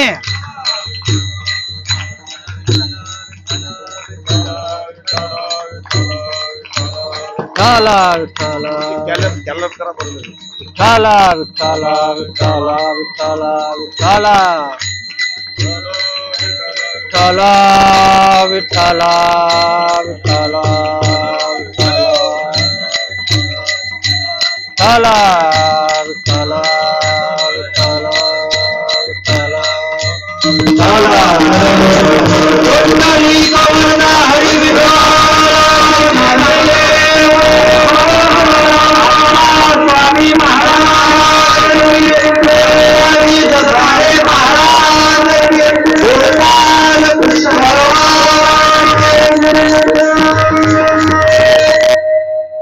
त्याच्यापाशी संपत्ती आहे, पण ते संपत्ती उपभोगण्याकरता शरीर साथ देत नाही. आणि तेच तुम्ही एखादा गरीब माणूस पहा, ते बिचारा झाडाच्या खाली बसते, तिखटही खाते भाकरही खाते, मस्त झोपते. सुख कोणाला आहे? कोणाला आहे आनंद? म्हणून तुम्ही आजच्या काळामध्ये बघा, हे जास्तीत जास्त जे श्रीमंत लोक असतात ना, ते घाबरट खूप असतात. आमच्यापाशी बरेच जण येतात, महाराज आमची ही भीत बरोबर आहे का, आमचा हे दरवाजा बरोबर आहे का.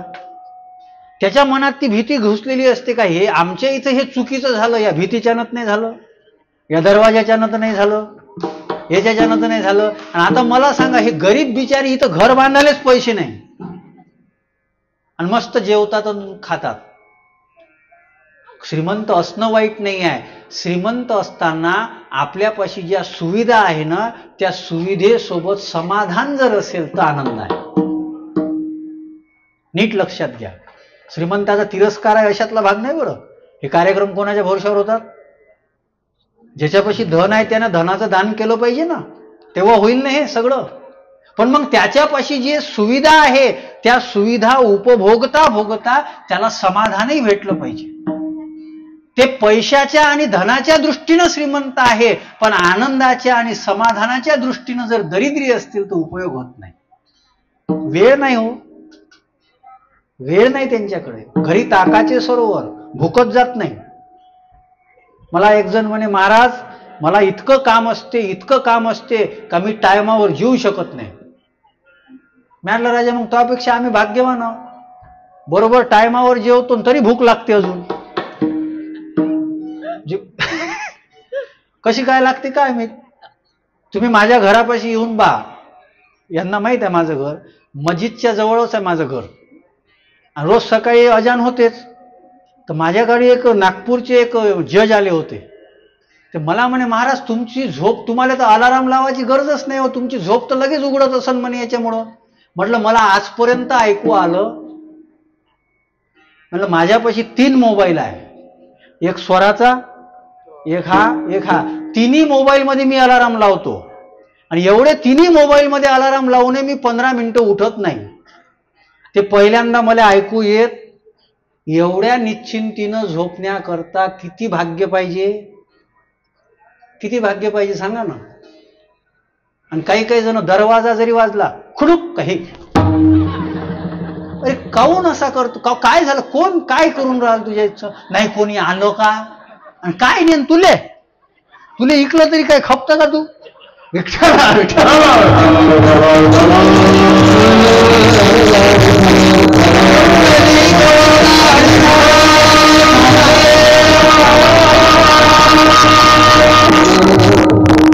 आता माझ्याकडे मोठी गाडी आहे, मी तेव्हा 2 व्हीलरवर फिरत होतो. आता आम्ही खूप फिरलो 2 व्हीलरवर. लोक मला काय नाही, तुम्हाला भीती नाही वाटत का. भीती वाटेल कशाची भीती. मग एक जण म्हणे, मग तुम्ही धर्मासाठी बोलता, मग कोणी जर तुम्हाला, मी म्हटलं आम्ही धर्मासाठी बोलतो आणि प्रामाणिकपणानं बोलतो, धर्मासाठी जगतो, प्रामाणिकपणानं जगतो. आजपर्यंत कोणाचा 1 रुपया लुबाडीनं घेतलेला नाही. आमचं रक्षण देव करेल, त्याला काळजी आहे. एवढ्या प्रामाणिकपणानं राहिल्यावर तो नाही सांभाळेल का? त्यानं काय गीतेमध्ये असंच सांगून ठेवलं का, अनन्य चिंतयन्तो माम ये जना परिउपासते तेषाभि नित्ययुक्तानाम योगक्षेम वहाम्यहम. मग त्याचे ते शब्द खोटे ठरतील ना, म्हणून आम्ही काळजी करत नाही. मला एक जण म्हणे, महाराज तुमच्या बऱ्याच क्लिप व्हायरल होतात. आता इलेक्शनच्या टाइमलाही खूप झाल्या क्लिप व्हायरल. आमचे गुल्लाने सर प्रतिसादही देत होते, म्हणे महाराज बरं झालं, आणि गरज आहे ना, धर्म टिकेल तर आपण टिकू ना. धर्म साधू संतांनी काय केलं, काय केलं? आम्हाला काही काही लोक येऊन अक्कल सांगतात. आता परवा एका लग्नामध्ये होतो, एक जण बसला बा येऊन, म्हणे काही हे लोक म्हणे तेच लावतात म्हणे बटेंगे तो कटेंगे, एक आहे तो सेफ आहे. अरे आम्ही जातीपातीत विभागल्या गेलो होतो, धर्म म्हणून आम्ही एक कसे राहू,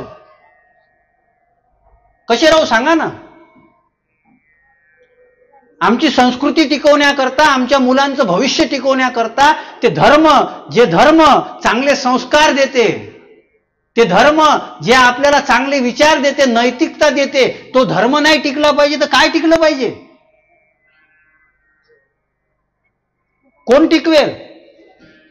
विचित्र, फार विचित्र परिस्थिती आहे. परदेशामध्ये गुरुजी 18 वर्षाचा मुलगा झाल्यानंतर आईबापासोबत संबंध तोडून टाकतो. आणि भारतीय संस्कृती श्रेष्ठ आहे की ज्या भारतीय संस्कृतीमध्ये आपले आई वडील गेल्यानंतरही त्यांचं श्राद्ध केलं जाते, त्यांना चांगली गती मिळावी म्हणून. आपल्याला हे कळत नाही. मग ही संस्कृती आम्हाला टिकवायची नाही का? कथा कीर्तन कशासाठी आहे? भागवत काय तुम्ही ऐकलं नाही का? दरवर्षीच ऐकता. या निमित्तातून चांगले संस्कार, चांगले विचार, ते चांगले विचार पसरले पाहिजे. आम्ही काय मूर्खपणा करायसाठी आहे काय सगळं? म्हणजे सामान्य माणसाला जर कमाया करता येते, आम्हाला करता येत नाही. तुकाराम महाराजांनी शिकवलं, संसाराच्या नावे घालोनिया शून्य, वाढता हा पुण्य. धर्माकरता आम्ही हे करून राहिलो. धर्माकरता प्रत्येकाला आपलं योगदान द्यावं लागेल. धर्म धर्म म्हणजे हे काही फक्त हे धर्म नाही. धर्म म्हणजे चांगलं वागणं, हे धर्म आहे. हे तर एक समूह आहे, हिंदू, मुस्लिम, शीख, ईसाई, जैन, बौद्ध. चांगलं वागण्यासाठी कोण नाही म्हणते? सत्य हा धर्म आहे. मग सत्य हा धर्म आहे. धर्म न दूसर सत्य समाना, आगम निगम पुराण बखाना. अहिंसा हा धर्म आहे. परम धर्म श्रुती विदित अहिंसा, परपीडा सम अघन गरीसा. मग हा धर्म कोणासाठी? हिंदूसाठी. मग बाकीच्या याला खोटं बोललं तर चालते का? हिंसा करू नये हा धर्म आहे. मग तो कोणासाठी? हिंदूसाठी. बाकीच्यानं सगळी हिंसाच करायची का? धर्म प्रत्येकासाठी एकच असतो. धर्म एकच आहे. वेगवेगळ्या पद्धतीनं सांगितल्या गेलेला धर्म एकच आहे. चांगलं वागणं म्हणजे धर्म आहे. चांगलं वागणं म्हणजे हा धर्म आहे. बस, बाकी दुसरा कोणता धर्म नाही. तुम्ही दिवसभर मंदिरात राहून राहिले आणि चांगलं वागत नसाल, काय उपयोग आहे? काय उपयोग आहे? देवापाशी राहता, पण देव तर कळला पाहिजे. घरी ताकाचे सरोवर.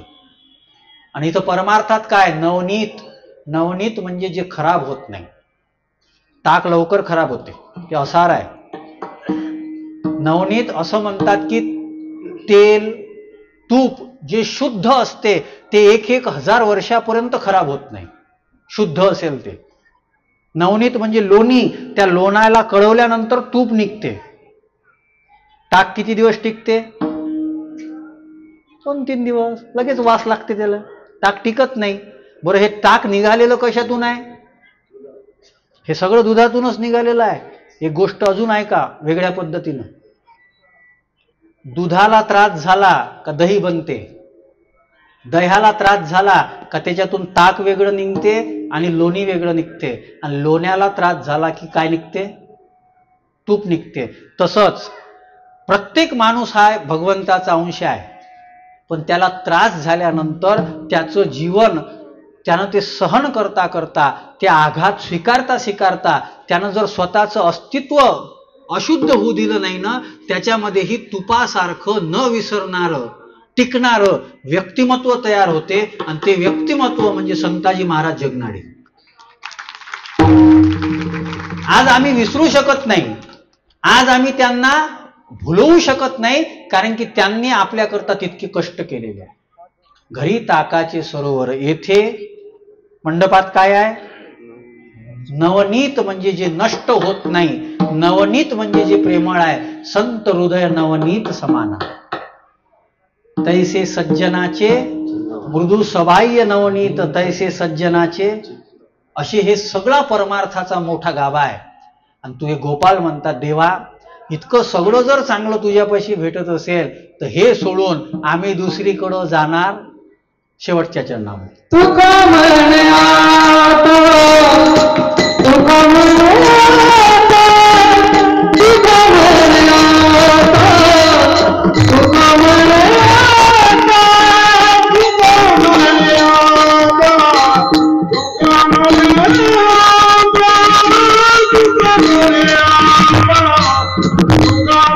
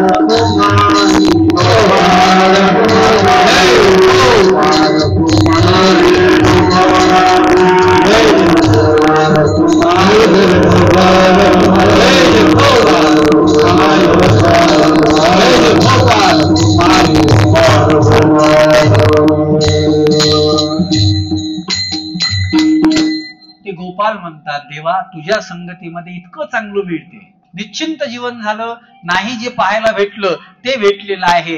घरी तर ताक आहे, इथं नवनीताचं पूर आहे. आता तुका म्हणे आता आम्ही नवजो, हे दौडून आम्ही दुसरीकडे जाणार नाही. हा या अभंगाचा भाव होता. या अभंगाच्या निमित्तानं जो प्रकाश अभंगाचा संबंधित भाव काढता काढता संताजी महाराजांच्या चरित्रावर टाकता आला, तोही प्रकाश टाकला. तर काल्याच्या कीर्तनामध्ये थोडंसं काल्याच्या कीर्तनाचा विषय घ्यायचा असतो. मग तो विषय कोणता आहे?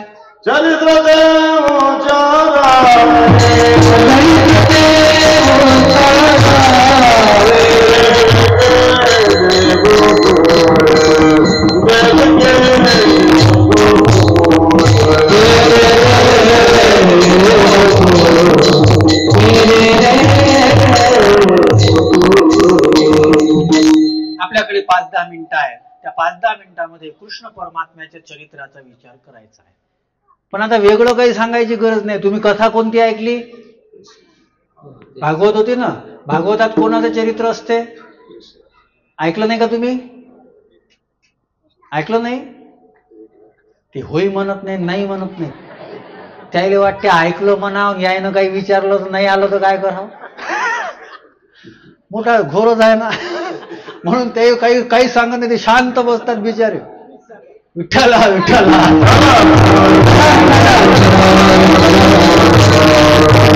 खूप मोठं कृष्ण परमात्म्याचं चरित्र आहे, पण तितकं सांगता येणं शक्य नाही. ते तुम्ही भागवतामध्ये ऐकलं. कृष्ण परमात्म्याचा जन्म झाला. तो जन्म कशासाठी झाला? यदा यदा हि धर्मस्य ग्लानिर्भवति भारत अभ्युत्थानम् धर्मस्य तदात्मान सृजाम्यहम् परित्राणाय साधूनां विनाशाय च दुष्कृतां धर्म संस्थापनार्थाय संभवामि युगे युगे धर्म रक्षावया अवतार वेशी. मग जन्म झाला मथुरेमध्ये आणि आणलं कुठं? गोकुळामध्ये. आणि गोकुळामध्ये कृष्ण परमात्मा आल्यानंतर गोकुळीच्या सुखा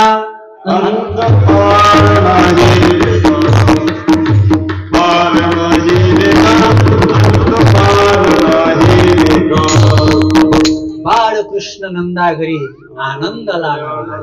आणि मोठा माणूस असलं ना, त्याच्या प्रत्येक कृतीचं वर्णन वेगवेगळ्या पद्धतीने केलं जाते. आपण चालतो तो कोणी बोलत, आणि कृष्ण चालायचं जाऊ द्या, कृष्ण रांगला तरी त्याचं वर्णन.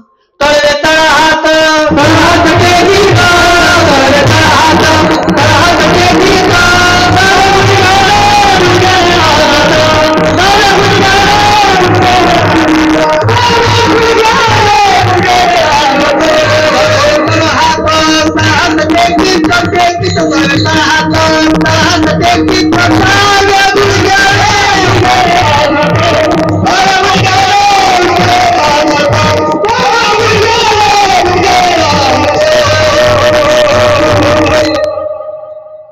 लहान मुलं रांगत असायचे आणि कृष्ण परमात्माही रांगत होता. मग तो रांगत असताना कसा रांगत होता त्याचं वर्णन. आता रांगताच येत नाही. तुम्ही दिसते का तुम्हाला पोरं रांगताना आता? कारण की पहिले रांगल्यानंतर तुम्ही बघा, जे माझ्यापेक्षा माझी पिढी पकडून घ्या, आम्ही रांगत होतो ना तर आमचे जे टोंगळे होते ते घासलेले राहायचे. आता जे पोरं पाहतो, आता तर थोडंसं काय झालं, बॉडी लोशन लाव, हे लाव, ते लाव, लहानपणच राहिलं नाही हो. आणि हे सगळं होता होता तुमच्या लक्षात येत नाही. लहान पोरगा पहिले किती पडला तरी त्याला लागत नव्हतं, कधी फ्रॅक्चर होत. त्याला ते त्याची जी शारीरिक क्रिया होती ना, त्या क्रियेचा योग्य विकास होऊ दिला जात होता. गुरुजी, तुम्ही जपानचं संशोधन करा. जपानमध्ये लहान मुलाच्या हातामध्ये 10 वर्षाचं वय होईपर्यंत कोणतंही यंत्राचं साधन दिलं जात नाही. तुम्ही सर्च करा जपानमध्ये, जे मेड इन जपान आहे सगळं. लोक काय म्हणतात, जपानमध्ये जे बनलं ते चांगलं आहे, पण तिच्या पोरांना 10 वर्षापर्यंत ते वापरू दिल्या जात. आणि आपल्या इथं त्याला थोडंसं समजलं, घे ना बाबा मोबाईल. मी हे विनोदासाठी सांगत नाही. आमचा एक आते भाऊ आहे, ज्याचं शेगावला फार मोठं क्लिनिक आहे, प्रकाश चिल्ड्रन हॉस्पिटल, जो स्वतः बालरोग तज्ञ आहे. साम मराठी एबीपी माझावर त्याच्या बऱ्याच न्यूज आलेल्या आहे. त्यानं लोकांच्या गळ्यात, पोरांच्या गळ्यातनी ती गिटकलेले कलदार काढले, ते सगळं त्याचं आलेलं आहे. त्याच्या पोराला यांनी मोबाईल दिल्यामुळं त्याचा विकास झाला नाही, त्याला नागपूरला ट्रीटमेंट करावं लागली. आता तो बोलून राहिला. त्या डॉक्टरनं स्पष्ट सांगितलं की याला तुम्ही मोबाईलचं इतकं व्यसन लावून दिलं की त्याच्यामुळं याचा शारीरिक विकास झाला. पहिले कोणतं खेळ होता माहित आहे?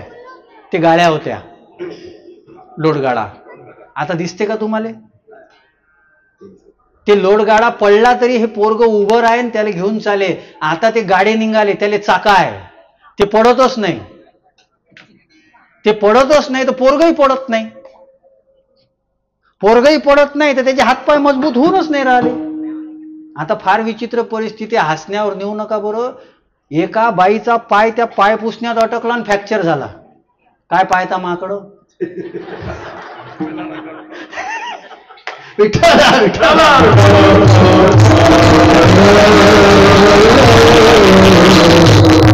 हे विनोद नाही आहे. पाय पुसण्यात पाय अटकला आणि फ्रॅक्चर झाला म्हणजे आपले हाडं किती कमजोर झाले, किती कमजोर झाले. कशामुळे झाले? शारीरिक खेळ बंद झाले. म्हणून पहिले प्रत्येक गावामध्ये व्यायामशाळा राहायची, गोशाळा राहायची, पाकशाळा राहायची. हे सगळं बंद झालं. कृष्ण परमात्म्याच्या काळामध्ये ते होतं. आणि कृष्ण परमात्मा रांगू लागला, रांगत रंगणी चोरी, आणि रांगता रांगता लोणी चोरायला प्रारंभ केला. आणि आता घराने येऊ लागले आणि घराने वाढू लागले. मग आता काय करायचं? यशोदा ऐकत नाही कोणाचं. अवघ्या मिळवणी गवळणी येती अंदाच्या अंगणी, जातो आम्ही गोकुळ सोडून आमुच्या सुना घेऊन. हा बाई कोणाशी आवरेना, यशोदे बाळ तुझा काना, कोठवर सोसू धिंगाणा. कधीपर्यंत? खूप नाथ महाराजांना खूप वर्णन केलं. म्हणे हा रात्री आमच्या इथं आला. मग काय केलं? दारी निजला होता म्हातारा, याने येऊन फोडला डेरा. त्याच्या अंगावर मडकं फोडलं म्हाताऱ्याच्या. आणि कृष्णा का रे, तुला म्हाताऱ्याच्या अंगावर मडकं फोडलं? म्हणे हो बाबा. म्हणे का फोडलं? म्हणे सप्ताह चालू होता आणि हे घरीच बसे डंगर. हे विठाला विठाला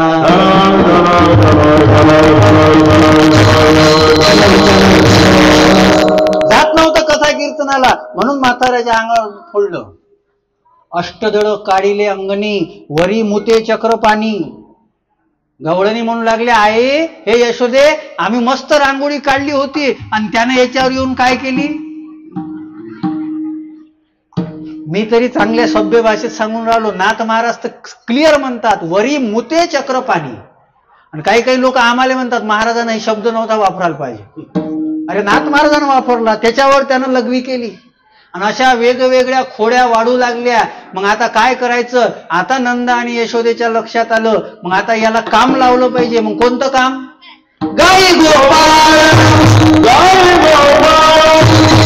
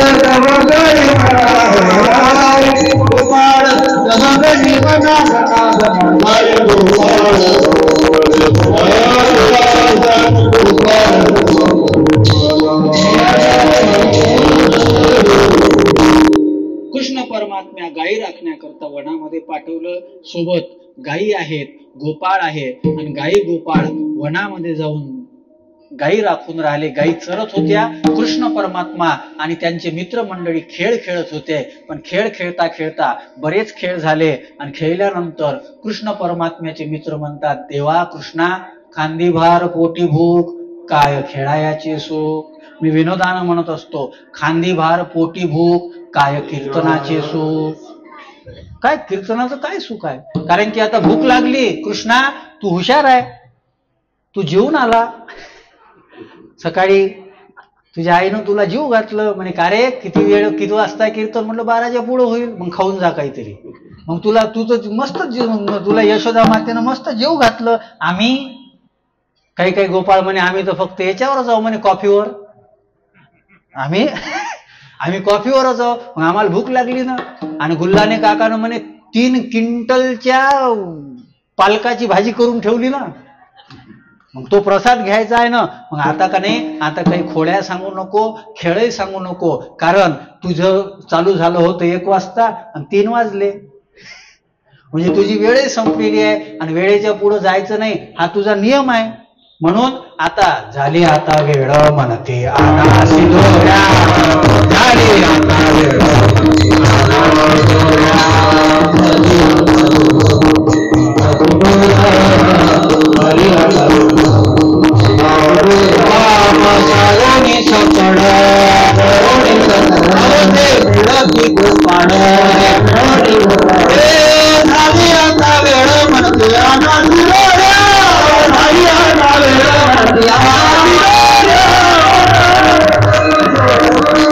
कृष्ण म्हणाला चला मग काम करा. काय? आपापल्या शिदोऱ्या आणा. सगळ्यांनी शिदुरा खोलल्या, आपापल्या शिदुरा खाणार. तितक्यात कृष्णा नावात दिला म्हणे थांबा, इतकी घाई करू नका. इतकी घाई करायची काय गरज आहे? पिक्चर जर पाहत असले आणि जर 10 मिनिटं लेट झाला तर घाई करता का? म्हणजे मग कीर्तनात कशाला घाई करता? थांबा 2 मिनिटं थांबा. कशासाठी? म्हणजे आज आपण आपापल्या शिदोरा खायचा नाही, काला करायचा. म्हणजे देवा हे काय नवीन नाही म्हणे, आज काला करायचा. काला म्हणजे बघा, काल्याचा भाव फार श्रेष्ठ आहे. प्रत्येकाच्या घरचं अन्न मिसळायचं, म्हणजे प्रत्येक जण वेगवेगळे नाही, आपण सगळे एक आहोत. एक होणं म्हणजे काला आहे. तेच आहे एक रहेंगे तो सेफ रहेंगे. ते मोदीजीनं म्हटलं म्हणून त्यांनी काही घेतलं नाही विकत. आम्ही तर किती वर्षाचं सांगून राहिलो, एक राहत जा, एक राहत जा. तेच आहे, दुसरं काय त्याच्यामध्ये? त्याचा फार वेगळा अर्थ सांगितला. मला तर त्या दिवशी एवढा राग आलता, ते माझ्यापाशी येऊन बसला लग्नात. ते मुद्दामून मी होतो म्हणून म्हणे, हेही होते तिथं. तुम्ही लोक म्हणे आम्ही काय मंदिरात जात नाही का? अरे मंदिरात जाता पण तिकडे उपाध्याय किती करता. मंदिरात गेले म्हणजे तुम्ही काय लय चांगले झाले का बावळट हो? तिथं म्हणता नाही आलं, इथं शिव्या देता येते. आम्हीच धर्माचा प्रचार करून राहिलो म्हणे आणि काहीच करत नाही. मोजून खाऊ घालतेत, मोजून खाऊ घालतेत आणि वरतून सांगते आम्ही काय धर्म करत नाही का? म्हणे आम्हालाच तुम्ही शिकवता एक आहे तो सेफ आहे, बटेंगे तो कटेंगे. अरे बांगलादेशची परिस्थिती पहा ना, आता तरी अक्कल जागेवर आणा, पहा थोडीशी काय परिस्थिती आहे. आपण जर असेच करत राहिलो ना तर विचित्र परिस्थिती निर्माण होईल. पण काला काय आहे, सगळ्याच्या घरचं एक केलं, कोणी श्रेष्ठ कोणी कनिष्ठ नाही, सगळ्याचं एक करून खाऊ घातलं, तो वारकरी संप्रदाय आहे, तो काला आहे. मग तो काला कसा आहे, त्या काल्याचं वाटप कसं केलं, भागवताच्या दशमस्कंदामध्ये शुकदेव महाराजांनी सुंदर वर्णन केलं. बिभ्रदेनुम जठरपटयो शृंगवेत्रे च कक्षे वामे पानमसून कौलम तत्फलान्य गुलेषु तिष्ठन्मध्ये स्वपरी स्वहृदयो हंसयन् सर्वं विश्वे स्वर्गे लोके मिषति बहुजे यज्ञ भोगवाल केली पुंडली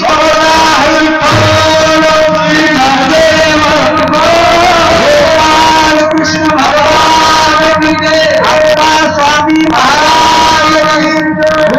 संताजी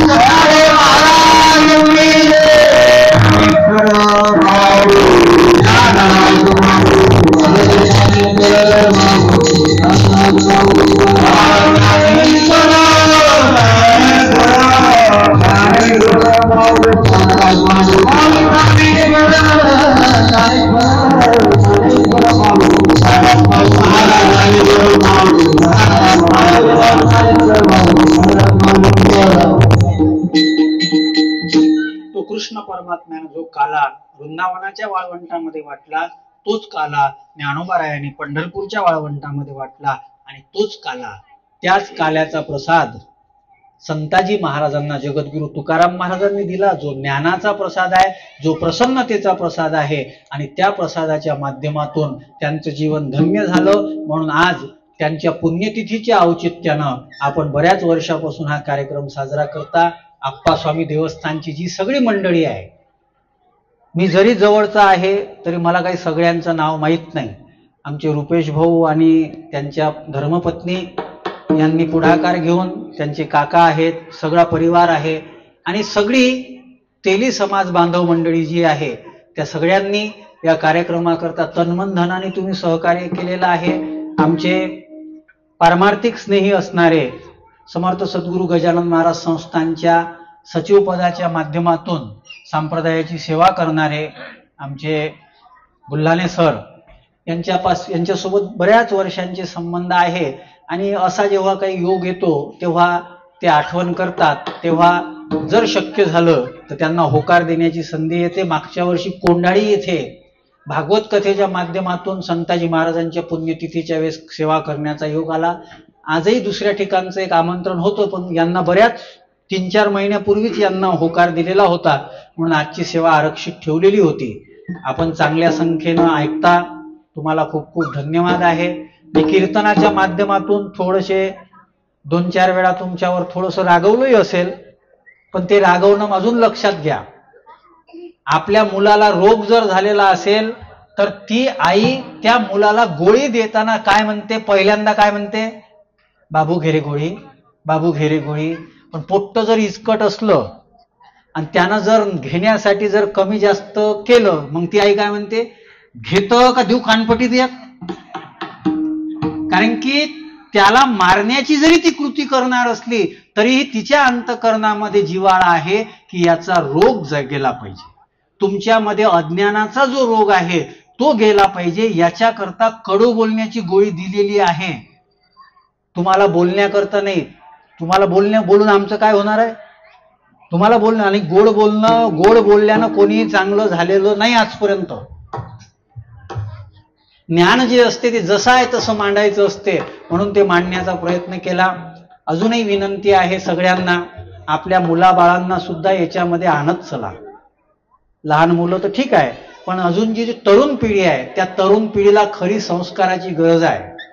त्यांच्याकरताही आम्ही कार्य करतो. हे जे चालू आहे व्हिडिओ रेकॉर्डिंग, याच्या माध्यमातून कीर्तनं अपलोड केली जातात. मग इंस्टाग्राम असेल, फेसबुक असेल, यूट्यूब असेल, याच्यावर या कीर्तनातले छोटे छोटे सूत्र टाकले जातात. कारण की आजची पोरं, हे समजलं ना तुम्हाला, रील पाहत राहतात. त्यांचं जीवन रील मध्ये चाललं, पण रिअल जीवन वेगळं आहे. आणि ते रिअल जीवन चांगलं होण्याकरता चांगले विचार गरजेचे आहे. मग ते चांगले विचार आमच्या मुलांपर्यंत पोहोचले पाहिजे, याच्याकरता हा अट्टास आहे. याचे काही पैसे नाही भेटत मला. पण आपण प्रत्येक ठिकाणी जाऊ शकत नाही. आणि आज सोशल मीडिया तंत्रज्ञानाचा सदुपयोग करणे काळाची गरज आहे. म्हणून हा प्रचार म्हणून नाही, बरं प्रचार म्हणून नाही आहे. मी कंटाळलो त्या गोष्टीला. आता किती लोक मेसेज करतात, तो कोणाकोणाला रिप्लाय द्याव, म्हणून मी कोणाला रिप्लाय देत नाही सहसा. म्हणून विशाल महाराज बडे या नावानं इंस्टाग्राम, फेसबुक, युट्यूबला जर तुम्ही सर्च केले, भरपूर कीर्तन आहेत. आणि कोणी कीर्तन टाकत नाही आजकाल. फक्त काय टाकतात, असंख्य जनसमुदाय, हाराचे फोटो, डेकोरेशन. कारण की ते डेकोरेशन पहा, प्रदर्शन पहा आणि तुम्ही त्याच्यामध्ये रंगून जा. ज्ञानाचं दर्शन काही होऊ देत नाही कोणी. मी चॅलेंज करतो, तुम्ही हे ज्यांची मोठे मोठे नावं घेता ना, त्यांना बोलवा आणि त्यांची कीर्तनं, 3 कीर्तनं त्यांनी अपलोड करून दाखवावी मला. 3 कीर्तनाच्या भरोशावर जगणारे लय जण आहेत महाराष्ट्रात. 3 कीर्तनाच्या भरोशावर. आणि तुम्ही युट्यूबला माझी कीर्तनं बघा, भरपूर कीर्तनं आहेत वेगवेगळ्या विषयावरची. जर आपल्याला विज्ञानाचा सदुपयोग करून खरंच प्रसाद प्राप्त करायचा असेल, ज्ञानाचा, आमची पिढी चांगली संस्कारित व्हावी, याच्याकरता हा प्रयत्न आहे. हा काही कोणाच्या प्रचाराचा संबंध नाही. आम्ही वारकरी विचारांचे प्रचारक आहोत. वारकरी विचारांचा प्रचार प्रसादाच्या माध्यमातून देण्याचा हा प्रयत्न आहे.